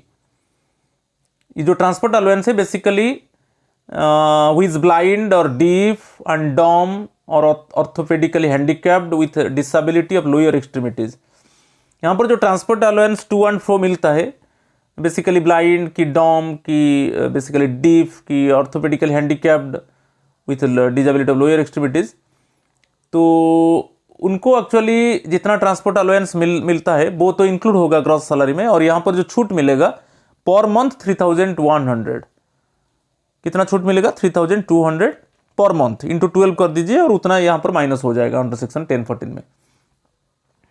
Rupees 3,200 प्रति माह तक कर्मचारी को दिया जाता है जो नेत्रहीन या बहरा और गूंगा या निचले छोरों की विकलांगता के साथ विकलांग है, ठीक है, ओनली विकलांग के लिए, डिसेबल के लिए। और जो भी ट्रांसपोर्ट अलाउंस मिलेगा वो ग्रॉस सैलरी में इंक्लूड होगा। यहाँ पर जो छूट मिलेगा पर मंथ 3,200, उसके हिसाब से आप 12 में मल्टीप्लाई कर दीजिए, और जितना अमाउंट होगा अंडर सेक्शन 10(14) में उसको माइनस कर दिया जाएगा। बेसिकली जो conveyance allowance under section 10(14), conveyance allowance granted to meet the expenditure on conveyance in performance of duties of an office exempt to the extent of expenditure incurred. जितना expenditure incurred होगा तो जो conveyance allowance मिलेगा पहले gross salary में include करना है, और अंडर सेक्शन 10(14) में उसके ऊपर एग्जेम्प्ट होगा, वो माइनस ऑटोमेटिकली हो जाएगा up to how much expenditure actually incurred. ये कार्यालय के कर्तव्यों के प्रदर्शन में वाहन पर व्यय को पूरा करने के लिए दिया गया वाहन भत्ता, किए गए व्यय की सीमा तक छूट। और यहाँ पर याद रखना है कन्वेंस अलाउंस ग्रॉस सैलरी में इंक्लूड होगा, और यहाँ पर वो क्या होगा ऑटोमेटिकली माइनस हो जाएगा। 10(14) any allowance granted to meet the cost of travel on tour और ऑन ट्रांसफर। यदि जो अलाउंस मिल रहा है ट्रैवल ऑन टूर और ट्रांसफर, ये भी जो मिलेगा वो ग्रॉस सैलरी में इंक्लूड होगा, और अंडर सेक्शन 10(14) में ऑटोमेटिकली माइनस हो जाएगा, पूरा फुली एग्जेम्प्टेड होगा, exempt to the extent of expenditure incurred. दौरे या स्थानांतरण पर यात्रा की लागत को पूरा करने के लिए दिया गया कोई भत्ता, ओके, किए गए व्यय की सीमा तक छूट, और वहां पर ग्रॉस सैलरी में इंक्लूड होगा, और यहाँ पर ऑटोमेटिकली माइनस हो जाएगा 10(14) में। और जो अंडर सेक्शन 10(14) में special compensatory allowance hilly areas subject to certain conditions and locations, basically special compensatory allowance in hilly areas, amount exempted from tax varies from rupees 300 per month to rupees 7,000 per month। यहाँ पर जो भी special compensatory allowance मिलेगा hilly areas में वो gross salary में include होगा, और यहाँ पर जो एग्जेम्पशन होगा वो ये लिमिट में होगा rupees 300 per month to rupees 7,000 per month according to conditions, ठीक है। विशेष प्रतिपूरक भत्ता पहाड़ी क्षेत्र निश्चित के अधीन स्थितियां और स्थान, कर से छूट राशि रुपए से भीतर होती है 300 प्रति माह से रुपए 7,000 प्रति माह। Next one under section 14 border area allowances, remote locality allowance और डिस्टर्ब्ड एरिया अलाउंस और difficult area allowance subject to certain conditions and locations. तो amount exempt from tax varies from rupees 200 per month to rupees 1,300 per month. जो border area allowance मिलता है कि remote locality allowance की, disturbed area allowance की, difficult area allowance, जो भी allowance है वो ग्रॉस सैलरी में इंक्लूड होगा, और यहाँ पर जो छूट मिलेगा वो कैसे, जो उसका लिमिट होता है ₹200 per month to ₹1300 per month, उसके अंदर ओके जो भी फिक्स होगा उसके हिसाब से टैक्स एग्जिम्पशन होगा। जो टैक्स एग्जिम्पशन होता है वो माइनस हो जाएगा, अलाउंस को ऐड कर दिया जाएगा ग्रॉस सैलरी में, यहाँ पर अंडर सेक्शन 1040 में उसको ऑटोमेटिकली माइनस हो जाएगा। कैसे, per month ₹200 per month to ₹1300 per month. सीमा क्षेत्र भत्ता, दूरस्थ स्थान भत्ता या अशांत क्षेत्र भत्ता या कठिन क्षेत्र भत्ता कुछ शर्तों और स्थानों के अधीन कर से छूट राशि रुपये से भीतर होती है, 200 प्रति माह से ₹1300 प्रति माह। Next one, section 1014 tribal area allowance given in Madhya Pradesh, Tamil Nadu, Uttar Pradesh, Karnataka, Tripura, Assam, West Bengal, Bihar, Orissa. जो ट्राइबल एरिया अलाउंस मिलता है, जो भी मिलेगा वो ग्रॉस सैलरी में इंक्लूड होगा, और ₹200 पर मंथ, ईयरली 2400 यहाँ पर माइनस हो जाएगा, इसके ऊपर एग्जेम्पशन मिलेगा, राइट। डिडक्शंस अंडर सेक्शन 16, ये इंपॉर्टेंट, बहुत इंपॉर्टेंट है, उसके ऊपर क्वेश्चन आपको मिलेगा। इसमें स्टैंडर्ड डिडक्शन, एंटरटेनमेंट अलाउंस, ये सब आ जाता है। अंडर सेक्शन 16 में देखेंगे 16IA, आप देखिए अंडर सेक्शन 16IA, इसके ऊपर आपको क्वेश्चन मिल सकता है। जो स्टैंडर्ड डिडक्शन अभी मिल रहा है हमको 50,000 स्टैंडर्ड डिडक्शन, ऑटोमेटिकली वो माइनस हो जाता है 16IA में, और सैलरीड एम्प्लॉय एंड पेंशनर्स को ही मिलता है। नेक्स्ट 16II में ओके वही अंडर सेक्शन 16, यहाँ पर जो एम्प्लॉयमेंट टैक्स होता है, जैसे हम अभी उड़ीसा में ईयरली हम 2500, ठीक है, जो एम्प्लॉयमेंट टैक्स होता है वो ऑटोमेटिकली इसमें 16II में वो ऑटोमेटिकली एग्जेम्पशन होता है और उसको माइनस कर दिया जाता है। एंटरटेनमेंट जो एंटरटेनमेंट अलाउंस यहाँ पर है, जो 16II में एंटरटेनमेंट अलाउंस कैसे उसके ऊपर एग्जेम्पशन होगा, एक्चुअल और at the rate of 1/5 of the salary whichever is less, limited to ₹5,000, maximum 5,000 होगा एंटरटेनमेंट अलाउंस के ऊपर एग्जेम्पशन। गवर्नमेंट एम्प्लॉइज को मिलता है जो एंटरटेनमेंट अलाउंस। तो इसमें कैसे कैलकुलेशन होगा, आप एक्चुअल एंटरटेनमेंट अलाउंस ले जाइए, first you consider actual entertainment allowance, और आप एक निकाल दीजिए 1/5 ऑफ द सैलरी, इसमें आप जो लिस्ट होगा, ठीक है, इसमें जो लिस्ट होगा मगर लिमिटेड टू ₹5,000 होगा, ठीक है। गवर्नमेंट एम्प्लॉइज को मिलता है 16II में, इसके ऊपर एग्जेम्पशन होता है, मगर आपको याद रखना है कि जो लिमिट है एंटरटेनमेंट अलाउंस का ₹5,000 है, उसके ऊपर आपको क्वेश्चन मिल सकता है। कैलकुलेशन कैसे होगा, एक्चुअल एंटरटेनमेंट अलाउंस ले जाइए और 1/5 ऑफ द सैलरी लीजिए, उसका लिस्ट ले जाइए, और देखिए वो 5,000 से कम है, कम वाला को लीजिए, और अदरवाइज मैक्सिमम 5,000 ही एग्जेम्पशन होगा। और जो 16II वही हिंदी में मनोरंजन भत्ता, वास्तविक वेतन के 1/5 बे की दर से जो भी कम हो, रुपये तक सीमित 5,000। जो 16II है वो एम्प्लॉयमेंट टैक्स है। एम्प्लॉयमेंट टैक्स इसको बोलते हैं प्रोफेशनल टैक्स, जिससे हम उड़ीसा में ₹2,500 देते हैं, और वो एग्जेम्पशन होता है। वैसे ही डिफरेंट स्टेट्स में अलग अलग होता है। ये रोजगार कर कहा जाता है, और ये भी माइनस हो जाता है सैलरीड असेसमेंट के लिए। मैं जैसे एग्जांपल दिया, उड़ीसा में हमारा ₹2,500 यहाँ पर एग्जेम्पशन होता है। तो हो गया 16IA standard deduction, automatically 50,000 minus हो जाएगा। और जो 16II है वो एंटरटेनमेंट अलाउंस है, वो मैक्सिमम 5,000 है, एग्जेम्पशन होगा। और 16III में जो एम्प्लॉयमेंट टैक्स है, जैसे मैं बताया हमारा उड़ीसा में ₹2,500 ईयरली, वो यहाँ पर क्या है ना, एग्जेम्पशन होता है, ठीक है, बट डिडक्शन होता है, राइट। हाउस प्रॉपर्टी को चलेंगे। Next one, against income from house properties. जो फर्स्ट ऑप्शन है, जैसे computation of income from let out property, घरेलू संपत्तियों से आय के मुकाबले जो किराए पर दी गई संपत्ति से आय की गणना, हम उसको रेंट में दे दिया, तो उसका कंप्यूटेशन कैसे होगा। मैं एक सपोज हाउस का मालिक हूँ, I am the owner of the house and I have given my house on the basis of rent, तो उसके ऊपर ये जो इनकम फ्रॉम हाउस प्रॉपर्टी कैसे कैलकुलेशन होगा और कितना हमको छूट मिलेगा, हम देखेंगे। ये भी बहुत इंपॉर्टेंट है। सपोज एक एग्जाम्पल में ले लिया, gross rent during the year. Suppose मुझे ईयर में जो ग्रॉस रेंट मुझे 1,30,000, ये एग्जाम्पल है, इमेजिनरी एग्जाम्पल है, कैसे कैलकुलेशन में बता रहा हूँ, क्योंकि ये ऑप्शन में क्या है, मेरा हाउस को मैं रेंट में दे दिया, ठीक है, उस केस में कैसे कैलकुलेशन होता है। तो मुझे रेंट एक्चुअली 1,30,000 मिला ईयरली, उसमें आप म्युनिसिपल टैक्स आप जो पे कर रहे हो उसको माइनस कर दो, less municipal taxes paid during the year. Suppose मैं यहाँ पर 10,000 ले लिया, मुझे टोटल रेंट 1,30,000 मिला, म्युनिसिपल टैक्स में दे दिया 10,000, तो यहाँ पर जो होगा नेट एनुअल वैल्यू, तो दोनों को माइनस करने के बाद रेंट माइनस म्युनिसिपल टैक्स, तो वो है नेट एनुअल वैल्यू 1,20,000। ओके, हमारा जो एग्जाम्पल में अभी देखेंगे डिडक्शन अंडर सेक्शन 24। ओके, जो लेस लिखा है डिडक्शन अंडर सेक्शन 24, यहाँ पर 2 सेक्शन है, 24A 24B। तो 24A में under section 24A 30% of NAV, जो नेट एनुअल वैल्यू हम क्या किया, gross rent minus municipal tax, वो हो गया NAV नेट एनुअल वैल्यू।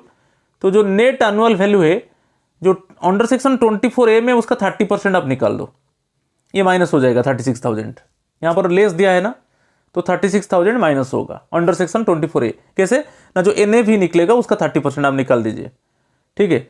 और डिडक्शन होगा 24B में, जैसे आप जो प्रॉपर्टी का ओनर हो उसके लिए आप होम लोन लिया है और आपको जो इंटरेस्ट मिल रहा है, और पूरा इंटरेस्ट आप ले जाए, जितना इंटरेस्ट आप दे रहे पे कर रहे हो, ठीक है।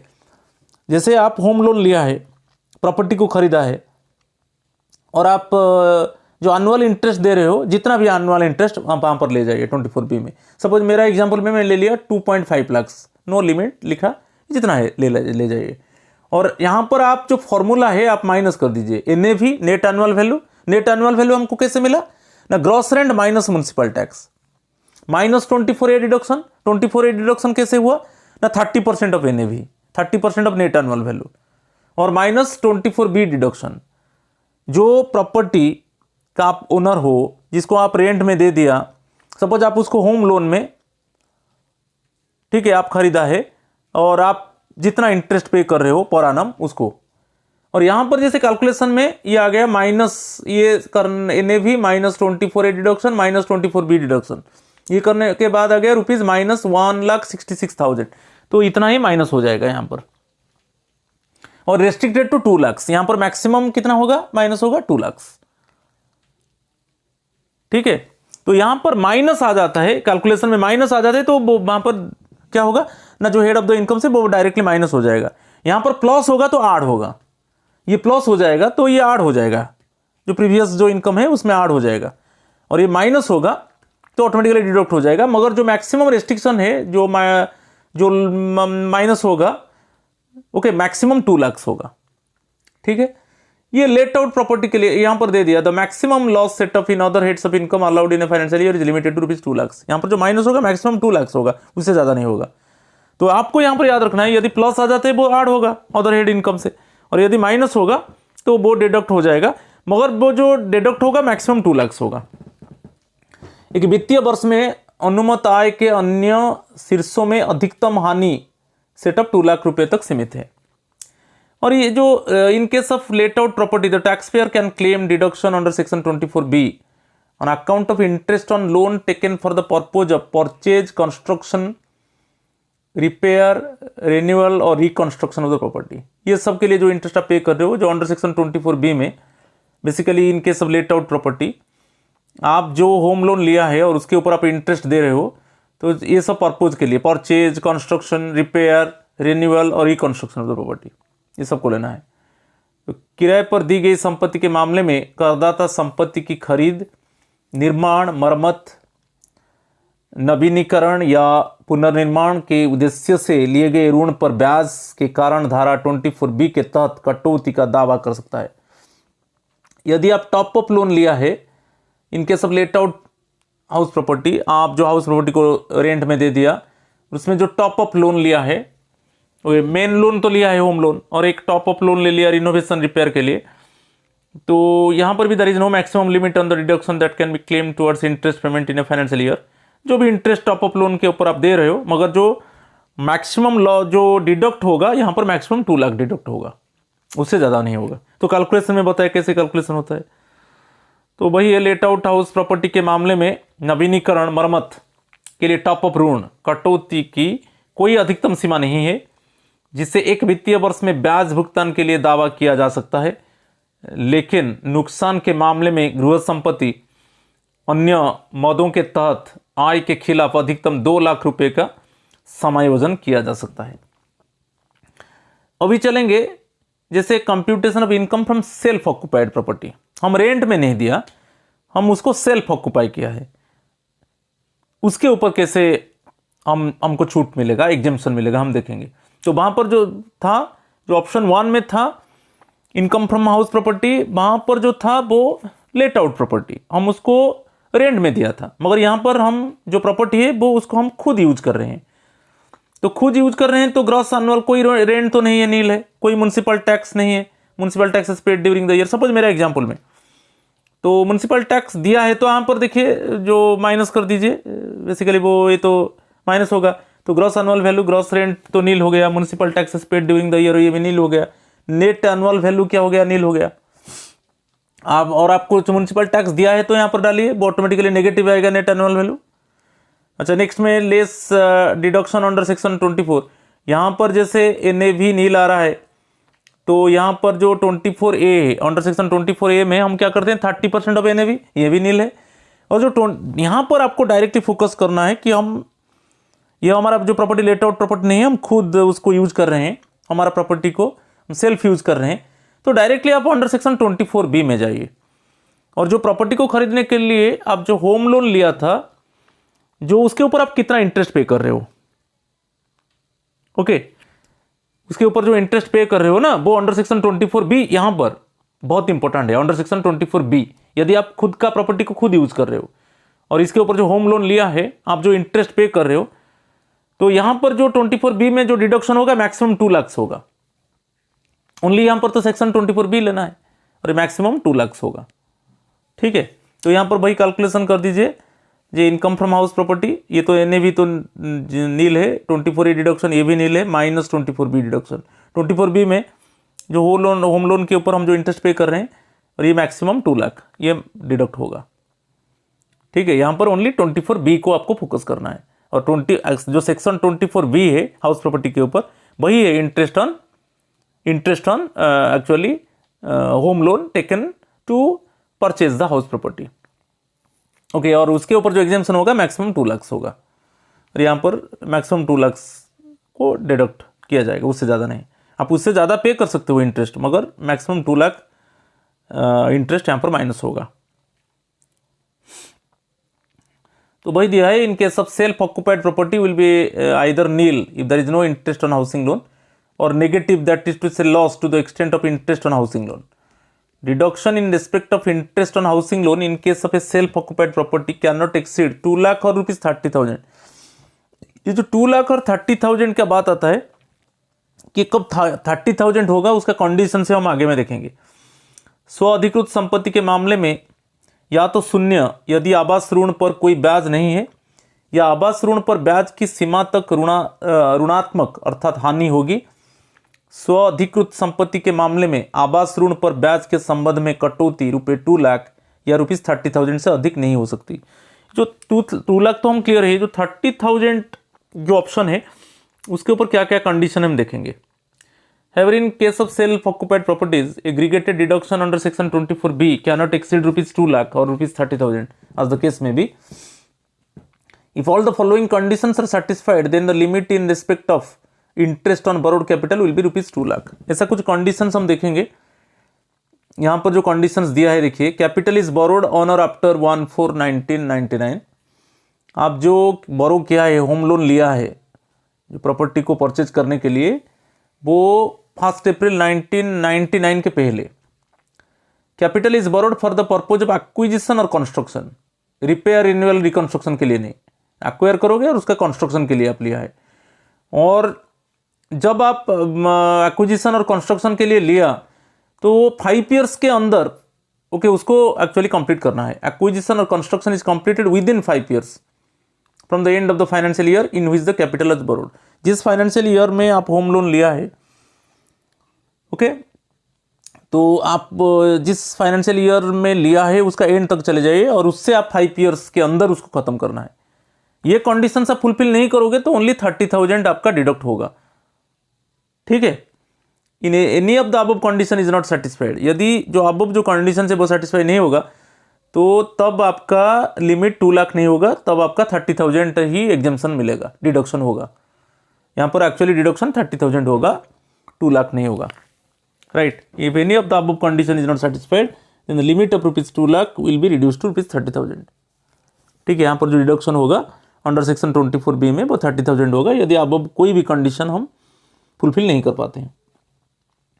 और ये जो टॉप अप लोन आप लिया है, एक आप होम लोन लिया है और प्रॉपर्टी को खरीदा है और आप टॉप अप लोन लिया कोई रिपेयर और रिनोवेशन के लिए, और जो टॉप अप लोन लिया है उसमें जो टॉप अप लोन में आप जो इंटरेस्ट पे कर रहे हो आपको मैक्सिमम 30,000 एक्चुअली डिडक्शन होगा। टॉप अप लोन के ऊपर आपको मैक्सिमम 30,000 डिडक्शन मिलेगा। आप जो प्रॉपर्टी आप होम लोन तो ले चुके हो और आप वो प्रॉपर्टी को खुद यूज कर रहे हो, सेल्फ यूज कर रहे हो, और आप टॉप अप लोन ले लिया क्योंकि रिपेयर और इनोवेशन के लिए जो टॉप अप लिया लोन उसमें भी आप इंटरेस्ट पे कर रहे हो और मैक्सिमम 30,000 एक्चुअली इसमें डिडक्शन होगा।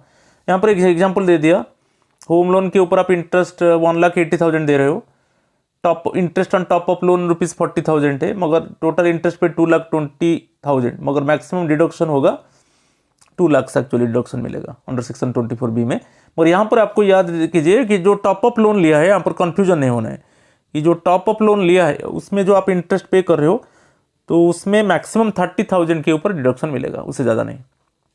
तो दोनों को मिलाकर interest on home loan plus interest on top up loan दोनों मिलाकर एक्चुअली हमको जो डिडक्शन मिलेगा वो मैक्सिमम 2 लाख होगा।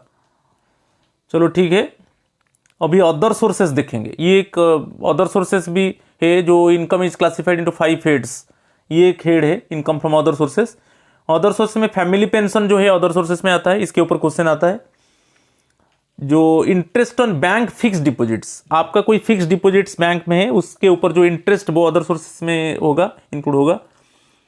Remuneration received by members of parliament, जो हमारा members of honourable members of parliament को जो रेमुनरेशन मिल रहा है वो भी अदर सोर्सेस ऑफ इनकम में आएगा।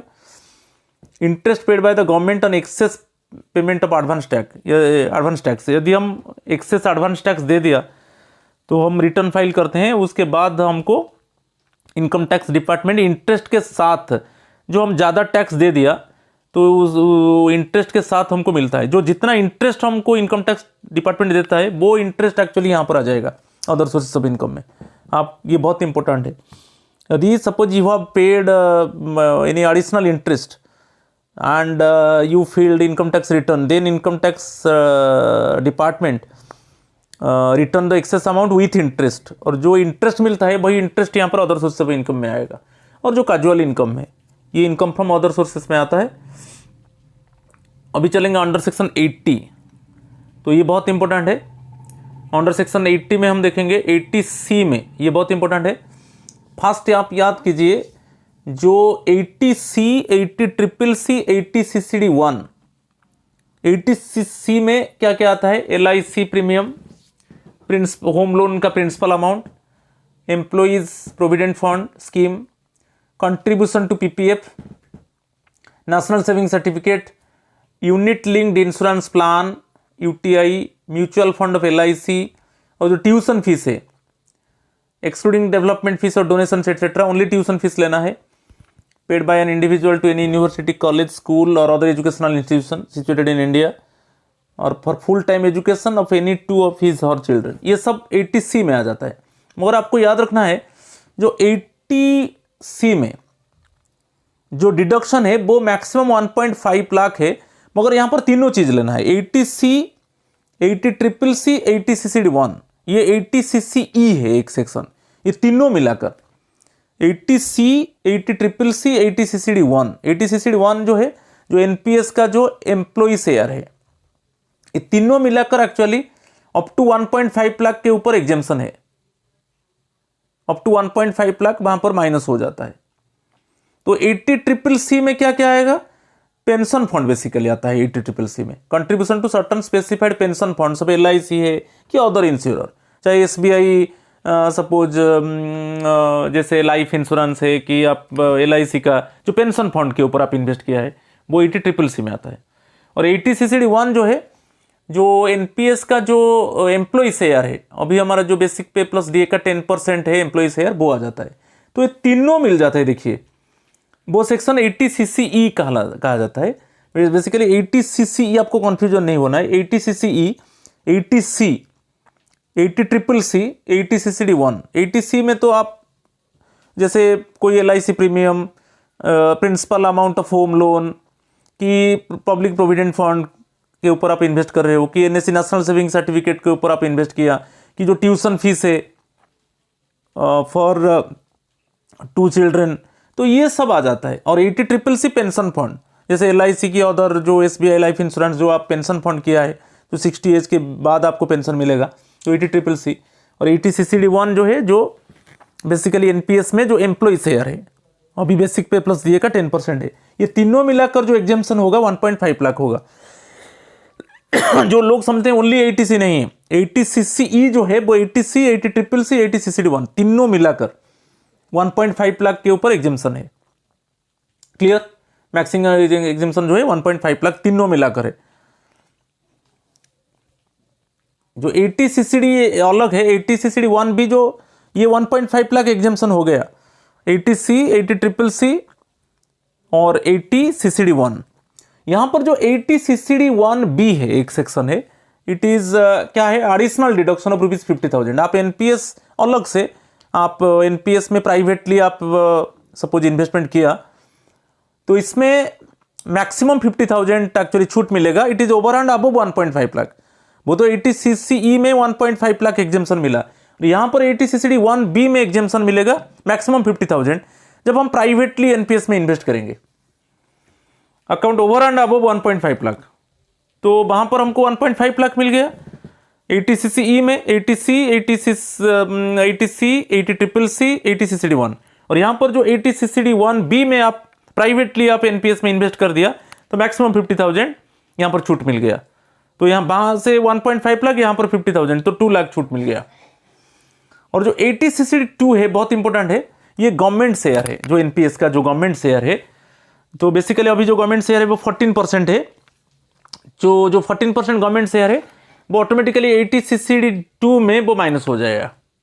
और पहले वो स्टेट गवर्नमेंट को एक्चुअली 10% जो था, ओके, गवर्नमेंट शेयर का 10% एग्जाम्पशन था, मगर अभी क्या है, पूरा जो 14% गवर्नमेंट शेयर है उसके ऊपर आपको डिडक्शन मिलेगा।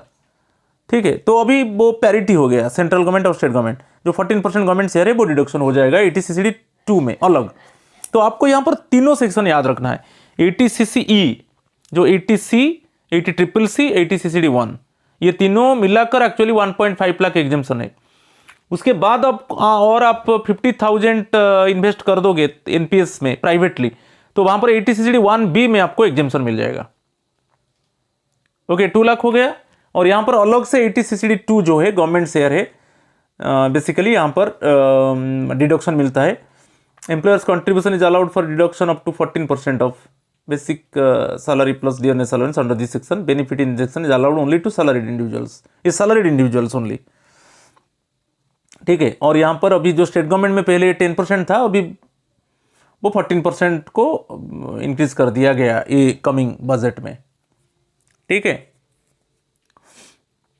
नेक्स्ट है under section 80D medical insurance में कैसे हमको डिडक्शन मिलेगा, हम देखेंगे। ये मेडिकल इंश्योरेंस के लिए अंडर सेक्शन 80D बहुत इंटरेस्टिंग है।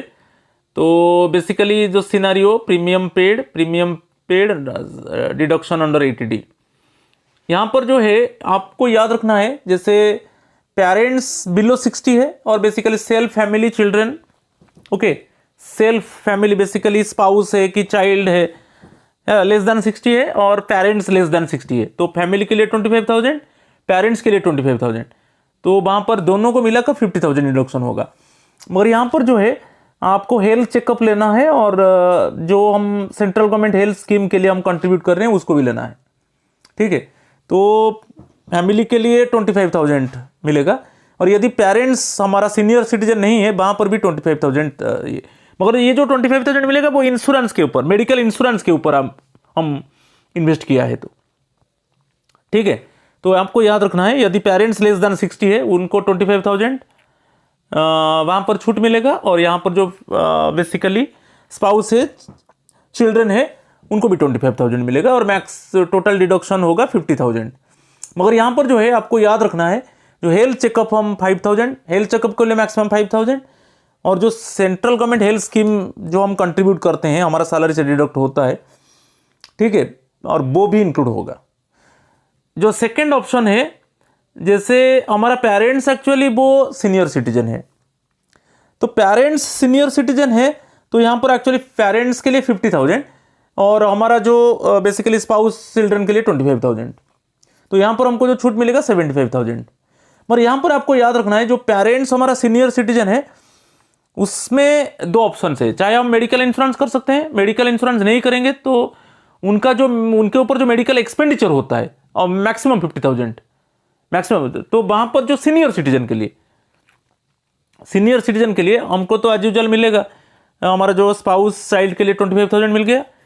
और बेसिकली आपका पेरेंट सीनियर सिटीजन है, दो ऑप्शन है, चाहे आप मेडिकल इंश्योरेंस उनके ऊपर करो कि आप मेडिकल एक्सपेंडिचर करो। मगर सपोज आप मेडिकल इंश्योरेंस नहीं किया, medical expenditure suppose regularly expenditure incurred on seniors basically on your parents, मगर वो मैक्सिमम 50,000 छूट मिलेगा। और हमारे लिए जो मेडिकल इंश्योरेंस में 25,000, और यहाँ पर बेसिकली आपको दो चीज़ें आ रही है, हेल्थ चेकअप 5,000 और जो CGHS कंट्रीब्यूशन है।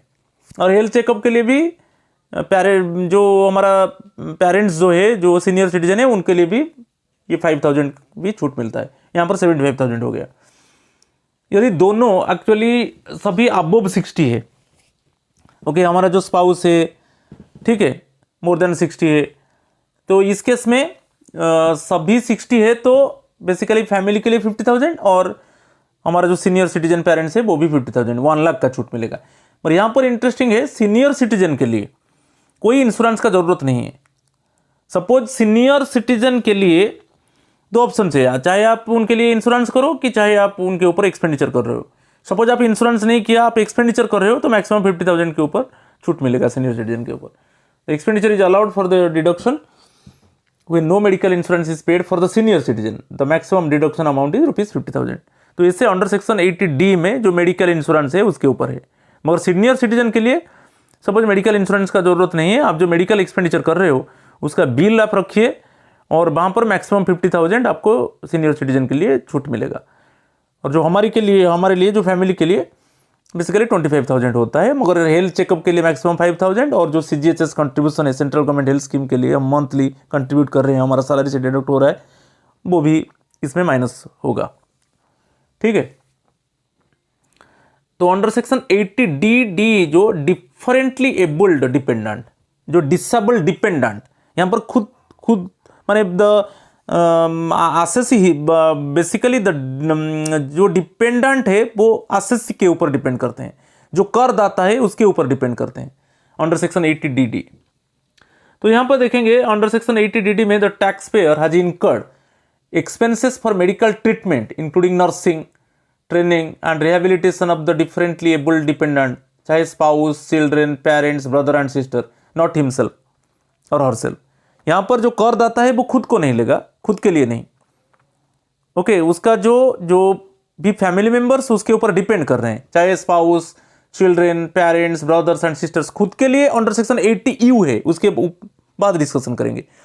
ये जो है ओनली डिसेबल डिपेंडेंट के लिए, spouse, children, parents, brother and sister, यदि वो डिसेबल है और उनका रिहेबिलिटेशन की ट्रेनिंग की, बेसिकली नर्सिंग की, कोई इंश्योरेंस किया है, बेसिकली दासेसी कोई इंश्योरेंस के लिए इंश्योरेंस किया है, ये जो डिसेबल फैमिली मेम्बर के लिए, जो डिसेबल डिपेंडेंट के लिए, तो यहाँ पर जो है 75,000 एक्चुअली डिडक्शन मिलेगा यदि आपका जो डिसेबिलिटी है वो मोर देन 40% एंड लेस देन 80%।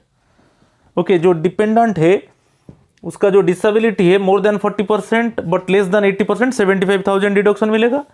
और यदि जो डिसेबिलिटी है इज 80% एंड मोर देन 80%, तो 1,25,000 डिडक्शन मिलेगा। ये अंडर सेक्शन 80DD ओनली जो डिपेंडेंट है वो डिसेबल डिपेंडेंट के लिए।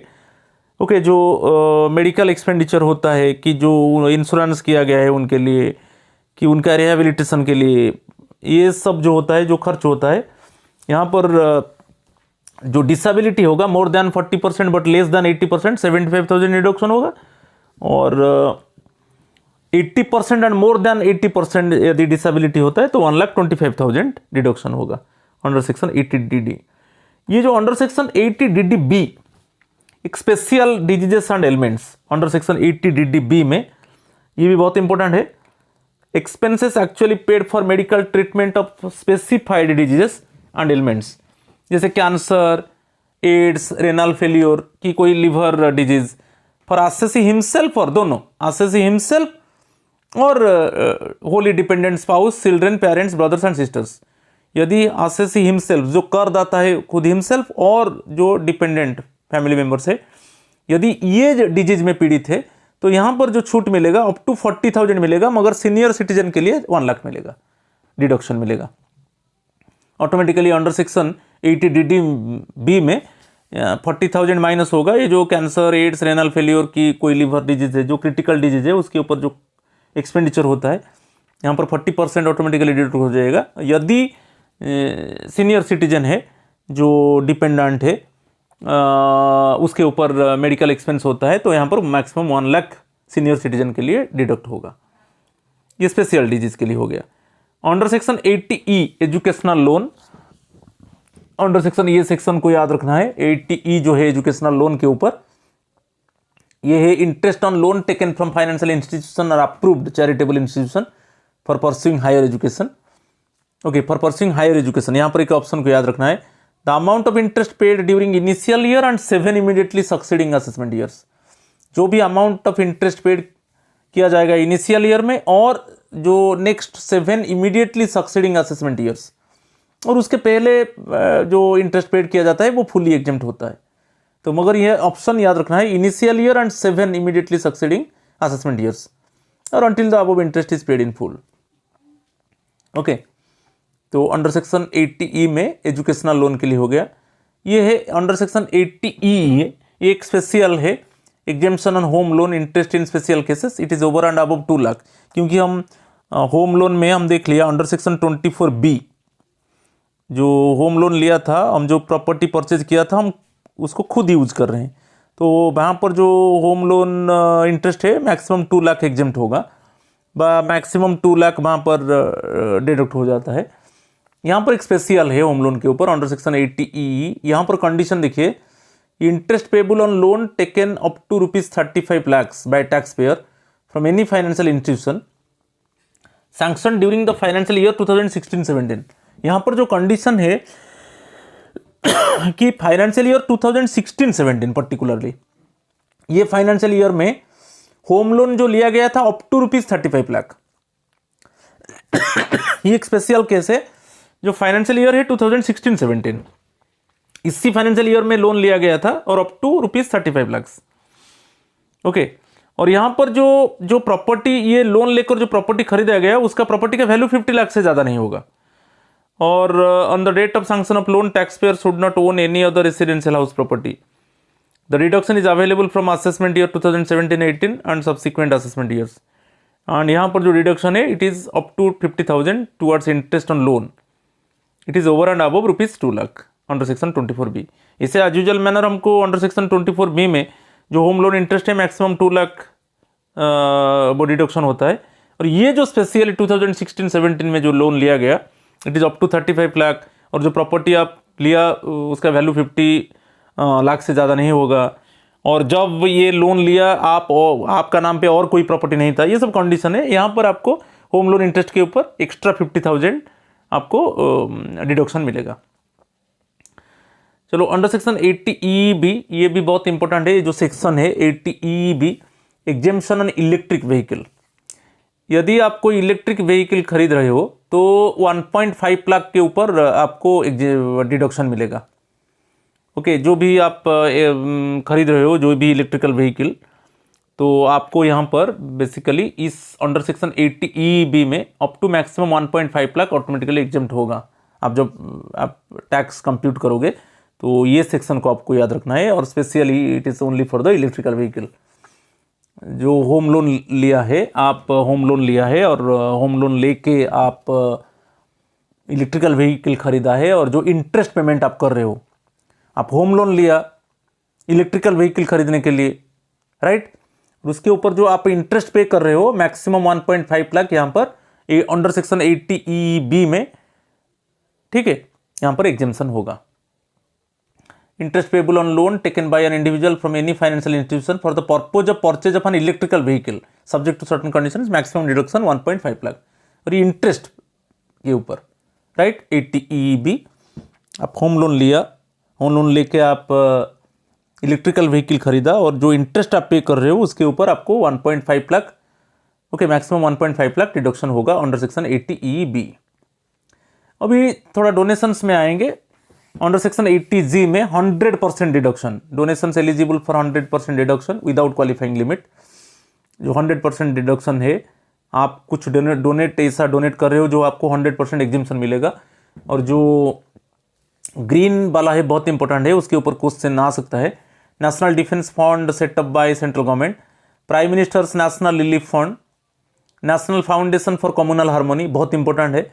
अप्रूव्ड यूनिवर्सिटी और educational institution of national eminence, fund set up by state government for the medical relief to the poor, ये national illness assistance fund, national blood transfusion council और to any state blood transfusion council, national trust for welfare of persons with autism, cerebral palsy, mental retardation and multiple disabilities, national sports fund, उसमें भी जो donate हम करेंगे वो पूरा deduct होगा under section 80G में। National cultural fund, fund for technology development and application, national children's fund, prime minister's Armenia earthquake relief fund, Africa public contributions India fund, ये स्वच्छ भारत कोष, ये बहुत इंपॉर्टेंट है, स्वच्छ भारत कोष, clean Ganga fund, national fund for control of drug abuse, prime minister citizen assistance and relief in emergency situations fund, prime minister cares fund, ये सब 100% deduction होगा अंडर सेक्शन 80G में, ओके। और है army central welfare fund, Indian naval benevolent fund and air force central welfare fund, ये सब 100% exemption है, आपको याद रखना है। और यहाँ पर देखेंगे 50% डिडक्शन होगा अंडर सेक्शन 80G, मगर यहाँ पर 50% डिडक्शन होगा विदाउट एनी क्वालिफाइंग लिमिट में देखेंगे। Under section 80G 50% exemption. Jawaharlal Nehru memorial fund, इसमें जो आप डोनेट करोगे 50% डिडक्शन होगा। Prime minister's drought relief fund, Indira Gandhi memorial trust, Rajiv Gandhi foundation, charitable institutions और डोनेशंस फॉर इनोवेशन और रिपेयर्स ऑफ नोटिफाइड टेम्पल्स, इसमें जो आप डोनेट करोगे, जो भी आप डोनेट करोगे तो 50% डोनेट अमाउंट का 50% डिडक्शन होगा अंडर सेक्शन 80G में। Under section 80GGC contribution to political parties, under section 80GGC आप यदि कोई पॉलिटिकल पार्टी को कंट्रीब्यूट किया तो उसमें आपको 80GGC में डिडक्शन मिलेगा। Deduction under section 80GGC is allowed to an individual tax payer for any amount contributed to a political party और an electoral trust. You can avail this deduction only if you pay by any way other than cash. Cash के अलावा आप online transaction करना है, cash में नहीं होगा।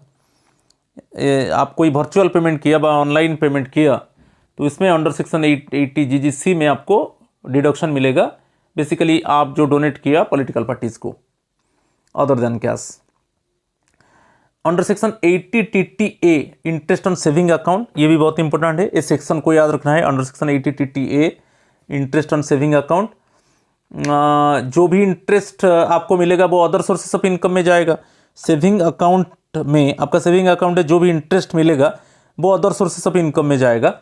मगर यहाँ पर जो एग्जेम्पशन मिलेगा, बेसिकली जो डिडक्शन मिलेगा 10,000, मैक्सिमम 10,000।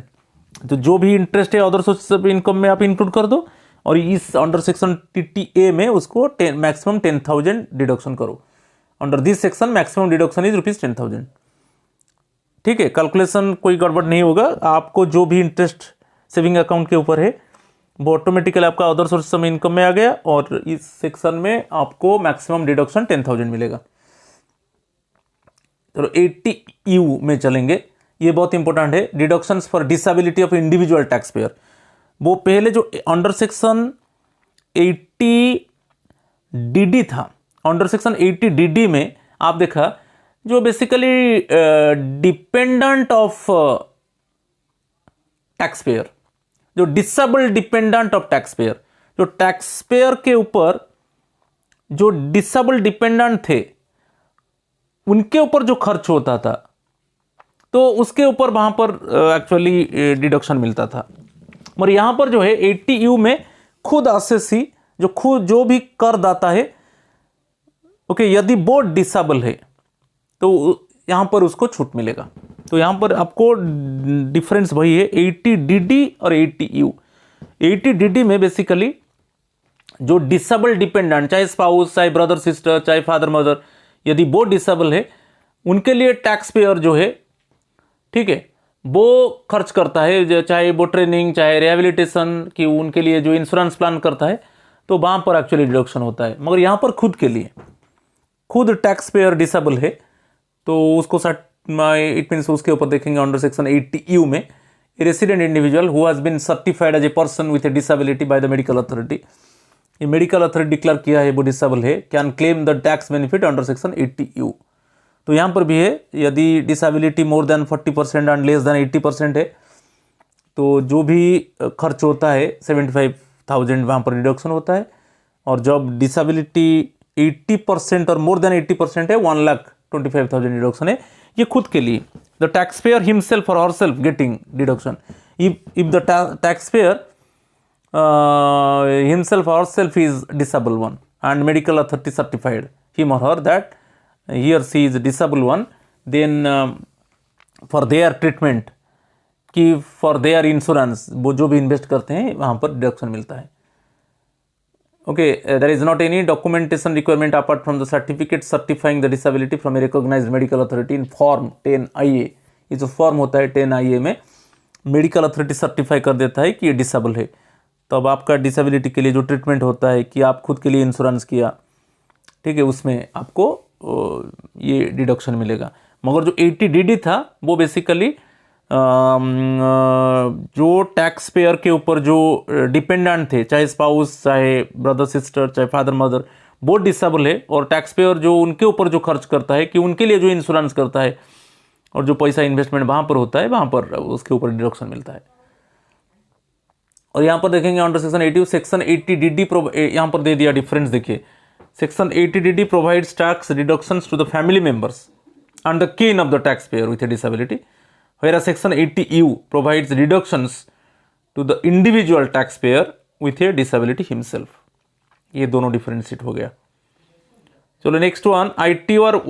हम देखते हैं कि जब भरेंगे हम ITR 1 को चलते हैं, बेसिकली गवर्नमेंट एम्प्लॉइज क्या कंडीशन से, जैसे हमारा total income up to 50 lakh होना चाहिए, और having income from salaries for individuals being a resident having total income up to ₹50 lakh having income from salaries. तो यहाँ पर फर्स्ट है जो हमारा सैलरी है वो अप टू 50 लाख होगा, हमारे पास 1 हाउस प्रॉपर्टी होगा, अदर सोर्सेस जो है इंटरेस्ट और एग्रीकल्चरल इनकम अप टू ₹5,000 होगा, ये ऑप्शन होगा। तो हम ITR 1 में इनकम टैक्स रिटर्न भरेंगे। अंडर सेक्शन 139(1) ये है कि जो हम इनकम टैक्स रिटर्न जो भरते हैं ऑन और बिफोर ड्यू डेट, जो ऑन और बिफोर ड्यू डेट हम भरते हैं अंडर सेक्शन 139(1). 139(4) क्या है कि आफ्टर ड्यू डेट जो इनकम टैक्स रिटर्न का जो ड्यू डेट था वो कंप्लीट हो चुका है, मगर before the end of the relevant assessment year, due date complete हो चुका है मगर before the relevant assessment year, ये अंडर सेक्शन 139(4) में हम ITR फिल करेंगे। और जो रिवाइज रिटर्न है वो अंडर सेक्शन 139(5) पे ये क्वेश्चन आता है। तो original return basically under section 139(1) before due date, और जो रिवाइज रिटर्न होगा वो अंडर सेक्शन 139(5) में होगा। सपोज बिफोर ड्यू डेट आप एक बार भर दिया है, सपोज आप उसको रिवाइज करना चाहते हो before due date under section 139(5). जो अंडर सेक्शन 139(4) है ऑलरेडी इनकम टैक्स रिटर्न का ड्यू डेट जा चुका है, मगर just before completion of relevant assessment year आप भरना चाहते हो तो अंडर सेक्शन 139(4) में आप जाओगे। फैमिली पेंशन के ऊपर हम देखेंगे, ये भी बहुत इंपॉर्टेंट है। फैमिली पेंशन हम जानते हैं अदर सोर्स ऑफ इनकम में आता है, जो फैमिली पेंशन मिलता है वो अदर सोर्स ऑफ इनकम में आएगा, मगर यहाँ पर जो स्टैंडर्ड डिडक्शन मिलेगा कैसे स्टैंडर्ड डिडक्शन मिलता है ना, 33 whole of 1/3% of such pension. जितना फैमिली पेंशन मिलता है उसका 33 होल ऑफ 1/3% आप निकाल दीजिए, और 15,000 व्हिच एवर इज लेस। दोनों कंडीशन है। जो स्टैंडर्ड डिडक्शन फैमिली पेंशन के ऊपर है अंडर सेक्शन 57 IIA है, ठीक है। जो जनरल स्टैंडर्ड डिडक्शन हमको मिलता है बेसिकली 16 IA है, अंडर सेक्शन 16 IA। और फैमिली पेंशन के ऊपर जो स्टैंडर्ड डिडक्शन है वो अंडर सेक्शन 57 IA है। इस सेक्शन को याद रखना है।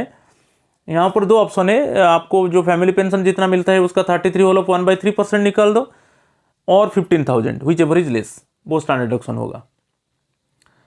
चलो, under section 234A interest is levied for delay in filing the return of income. जैसे अंडर सेक्शन 234A में क्या है, हमारा जो इनकम टैक्स रिटर्न डिले हो जाएगा, जैसे वो इट मीन्स ड्यू डेट जो है वो क्रॉस हो गया, तो वहां पर कैसे अंडर सेक्शन 234A में हम देखेंगे कैसे हमको पेनल्टी देना पड़ता है।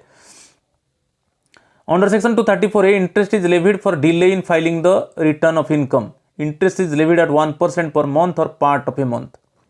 जैसे आपको जो ड्यू डेट था, सपोज फॉर एग्जांपल आपका ड्यू डेट जो है सपोज सितंबर 15 है, उसके अंदर आपको भरना है, और उसके अंदर आप इनकम टैक्स रिटर्न फाइल नहीं किया, तो पार्ट ऑफ द मंथ वो सितंबर 15 है कि सितंबर 20 है, वो पार्ट हो गया ना, वो वहाँ पर ऑटोमेटिकली 1% टैक्स लगेगा। सपोज आप दिसंबर में भरोगे ITR, तो सितंबर 20 था लास्ट डेट, तो सितंबर जो 10 डेज बचा उसके लिए भी 1% लगेगा, अक्टूबर 1% लगेगा, नवंबर 1% लगेगा, और आप दिसंबर में भर रहे हो। तो वैसे ही interest is levied at 1% per month और part of a month. Part of a month भी लगेगा, तो इंटरेस्ट उसके हिसाब से 1% लगेगा। Interest under section 234A is levied from the period commencing on the date immediately following the due date of filing the return of income.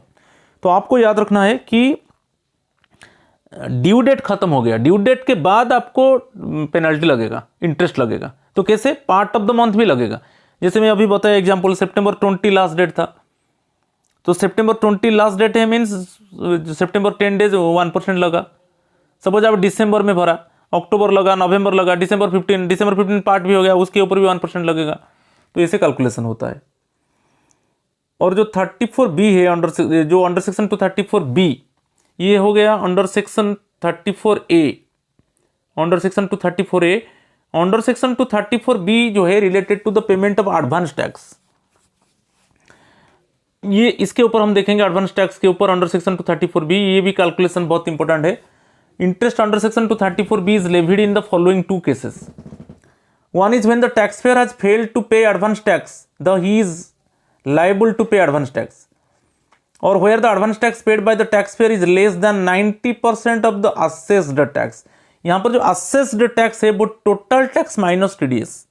एक example है, हम देखेंगे। आप यहां पर याद रखिए, assessed tax जो है total tax minus TDS, ठीक है। तो where the advance tax paid by the taxpayer is less than 90% of the assessed tax, जो assessed tax है, जो एडवांस टैक्स पे किया गया वो less than 90% of assess tax है, तो यहां पर पेनल्टी लगेगा, इंटरेस्ट लगेगा। तो इसका एक कैलकुलेशन है, हम देखेंगे आगे में, ठीक है। आगे में देख लीजिए, all assessees is including salaried employees, self employed professionals, businessman etcetera are required to pay advance tax, where the tax payable even after reducing TDS already is ₹10,000 और more. Advance tax means paying your taxes due on the due dates provided by the income tax department। एक example दिया है, अब देखेंगे तो हो जाएगा। यहां पर ये दो चीज को याद कीजिए, कैसे इंटरेस्ट लगता है ना। Your tax liability after reducing TDS for the financial year is more then ₹10,000। आपका टैक्स डिडक्टेड एट सोर्स, जो TDS रिड्यूस, जितना आप TDS में जितना टैक्स डिडक्ट हो गया, उसके TDS होने के बाद यदि और बच जाता है, मोर देन 10,000 हो जाता है, एंड यू डिड नॉट पे एनी एडवांस टैक्स, तब लगेगा। और यदि आपका जो असेस्ड टैक्स है उसका 90% से कम हो जाएगा एडवांस टैक्स पेड, तब आप इंटरेस्ट लगेगा। तो असेस्ड टैक्स है टोटल टैक्स माइनस TDS।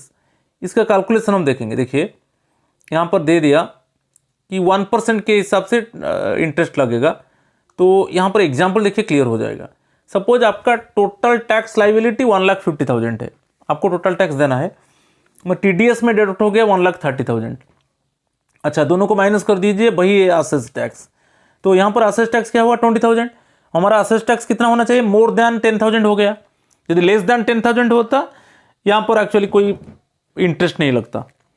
तो यहाँ पर एक्चुअली टोटल टैक्स लाइबिलिटी है 1,50,000 है, TDS हो गया 1,30,000। ऑलरेडी जो टैक्स डिडक्टेड एट सोर्स वो ऑलरेडी डिडक्ट हो चुका है। और जो असेस टैक्स है वो ₹20,000 हो गया। मोर देन 10,000 आपको देखना है। ये मोर देन 10,000 हो जाता है तो क्या होगा, हम देखेंगे कितना एडवांस टैक्स हम पे किया विद इन 31 मार्च 5,000 पे किया।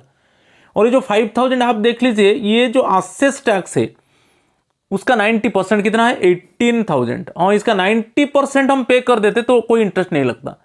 मगर अभी जो TDS के बाद जो एक्स्ट्रा टैक्स रहा वो 25,000 रहा, वो मोर देन 10,000 हो गया। वो लेस देन 10,000 होता कोई प्रॉब्लम नहीं होता, अभी मोर देन 10,000 हो गया। और अभी हम देखेंगे जो असेस टैक्स हम एक्चुअली एडवांस टैक्स कितना पे किया 31 मार्च के अंदर 5,000। एक्चुअली उसका 90% कितना है, 90% ऑफ असेस टैक्स ₹18,000। हम 18,000 पे कर देते तो इंटरेस्ट नहीं लगता, मगर हम कितना पे किया, ओनली 5,000। अच्छा, तो एक्स्ट्रा टैक्स वहाँ पर 20,000 है, हम पेमेंट किया कि एडवांस टैक्स 5,000, तो 15,000 हो गया assess tax minus advance tax.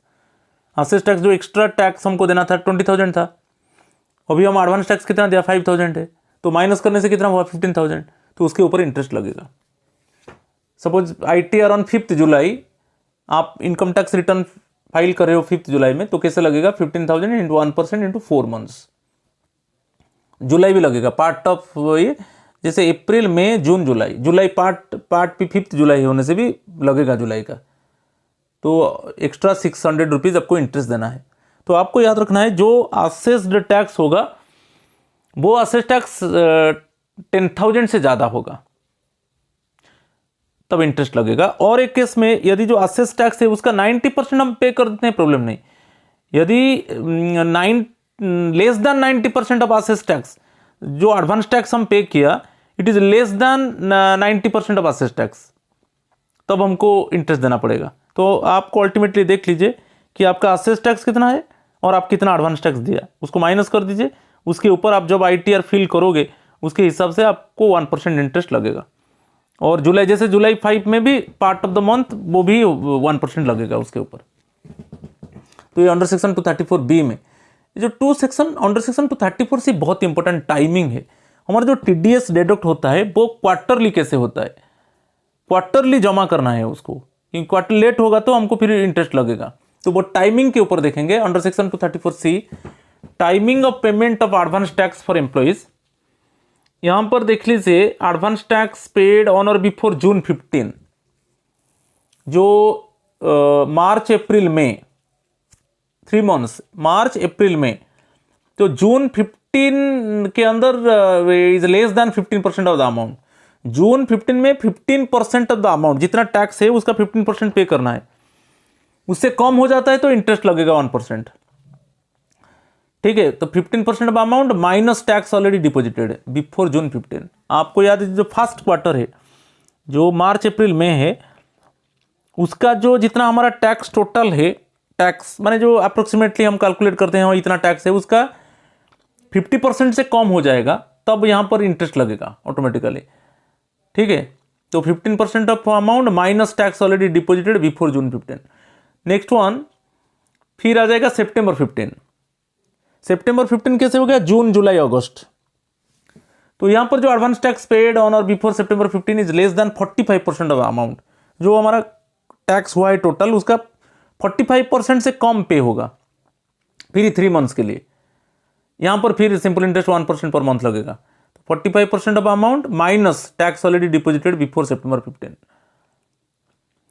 Next, if advance tax paid on और बिफोर डिसंबर 15, जून 15, सितंबर 15, डिसंबर 15, यहां पर 75 less than 75% of the amount, simple interest eight the rate 1% per month 3 months. तो यहां पर कैसे कैलकुलेट होता है ना, 75% of amount minus tax already deposited before December 15, ये होगा तो ऑटोमेटिकली 1% के हिसाब से इंटरेस्ट लगेगा। और फिर March 15, if advance tax paid on और बिफोर मार्च 15 और is less than 100% of the amount, भाई ये 100% the amount minus tax already deposited before March 15, उसके ऊपर फिर इंटरेस्ट लगेगा। तो ये अंडर सेक्शन 234C में बहुत इंपॉर्टेंट है, इसको थोड़ा देख लीजिए आप। स्लैब देखेंगे, ओल्ड टैक्स रिजाइम जो स्लैब है, अभी 2 रिजाइम है, ओल्ड टैक्स न्यू टैक्स। वो स्लैब देखेंगे लेस देन 60 ईयर्स, ये है up to 2.5 lakh nil, 2,50,000 1 to 5 lakh 5%, 5 lakh 1 to 10 lakh 20% और अबव 10 लाख 30%। ये जो स्लैब है लेस देन 60 ईयर्स। अभी चलेंगे senior citizen less than 80 years. अच्छा, लेस देन 80 ईयर्स अब देखेंगे सीनियर सिटीजन के लिए अप टू 3 लाख नील है, 3 lakh 1 to 5 lakh 5%, 5 lakh to 10 lakh 20%, above 10 lakh 30%।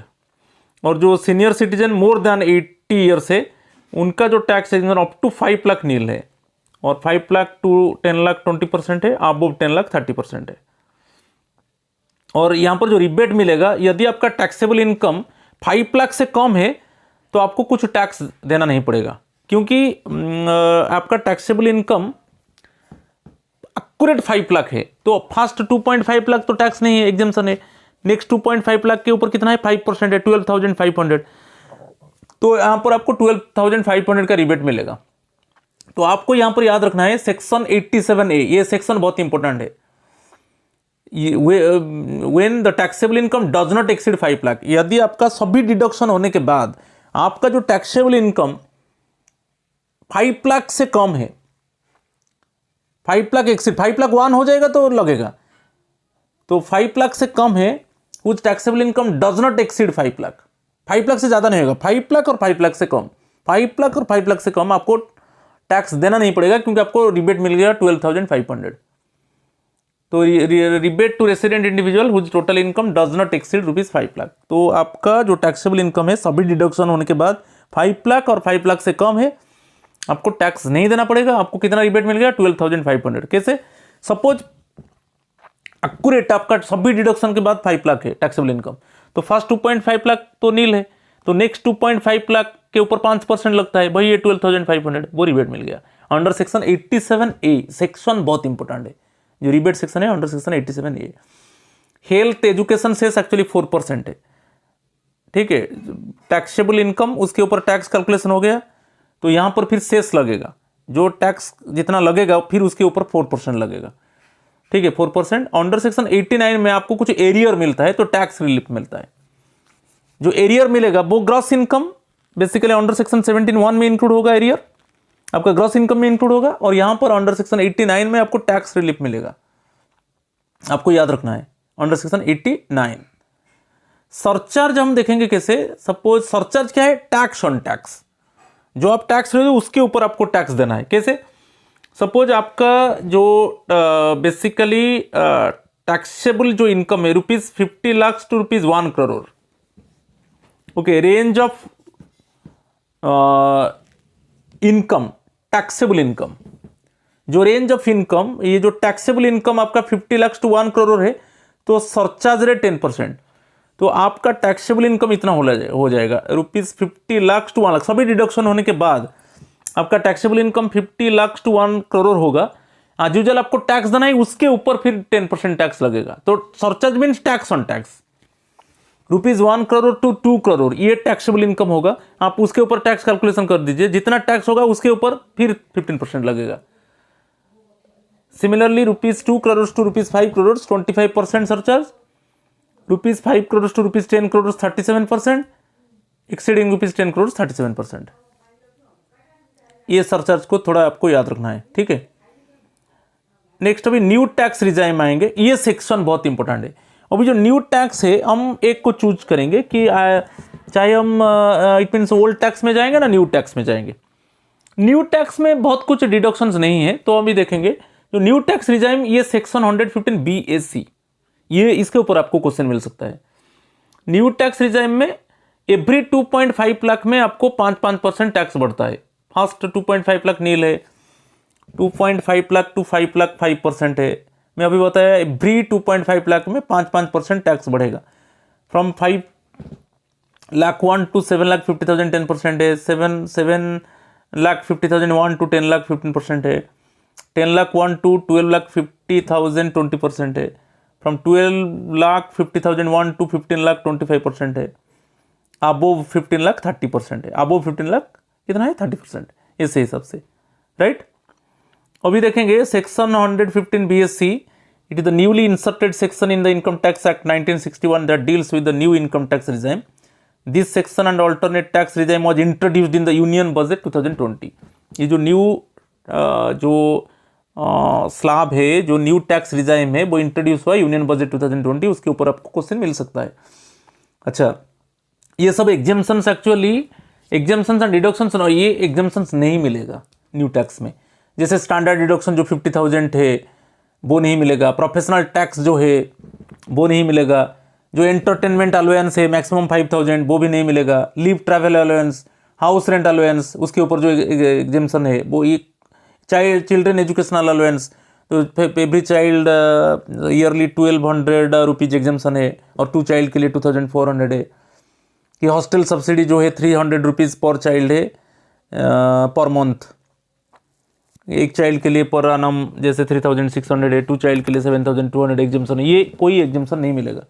कि ये जो हाउसिंग लोन के ऊपर इंटरेस्ट है अंडर सेक्शन 24B में, जो हाउसिंग लोन के ऊपर हम इंटरेस्ट दे रहे हैं, मैक्सिमम 2 लाख एग्जेम्पशन है, मैक्सिमम 2 लाख डिडक्शन हो जाएगा, यहाँ पर ये एग्जेम्पशन डिडक्शंस नहीं मिलेगा, राइट।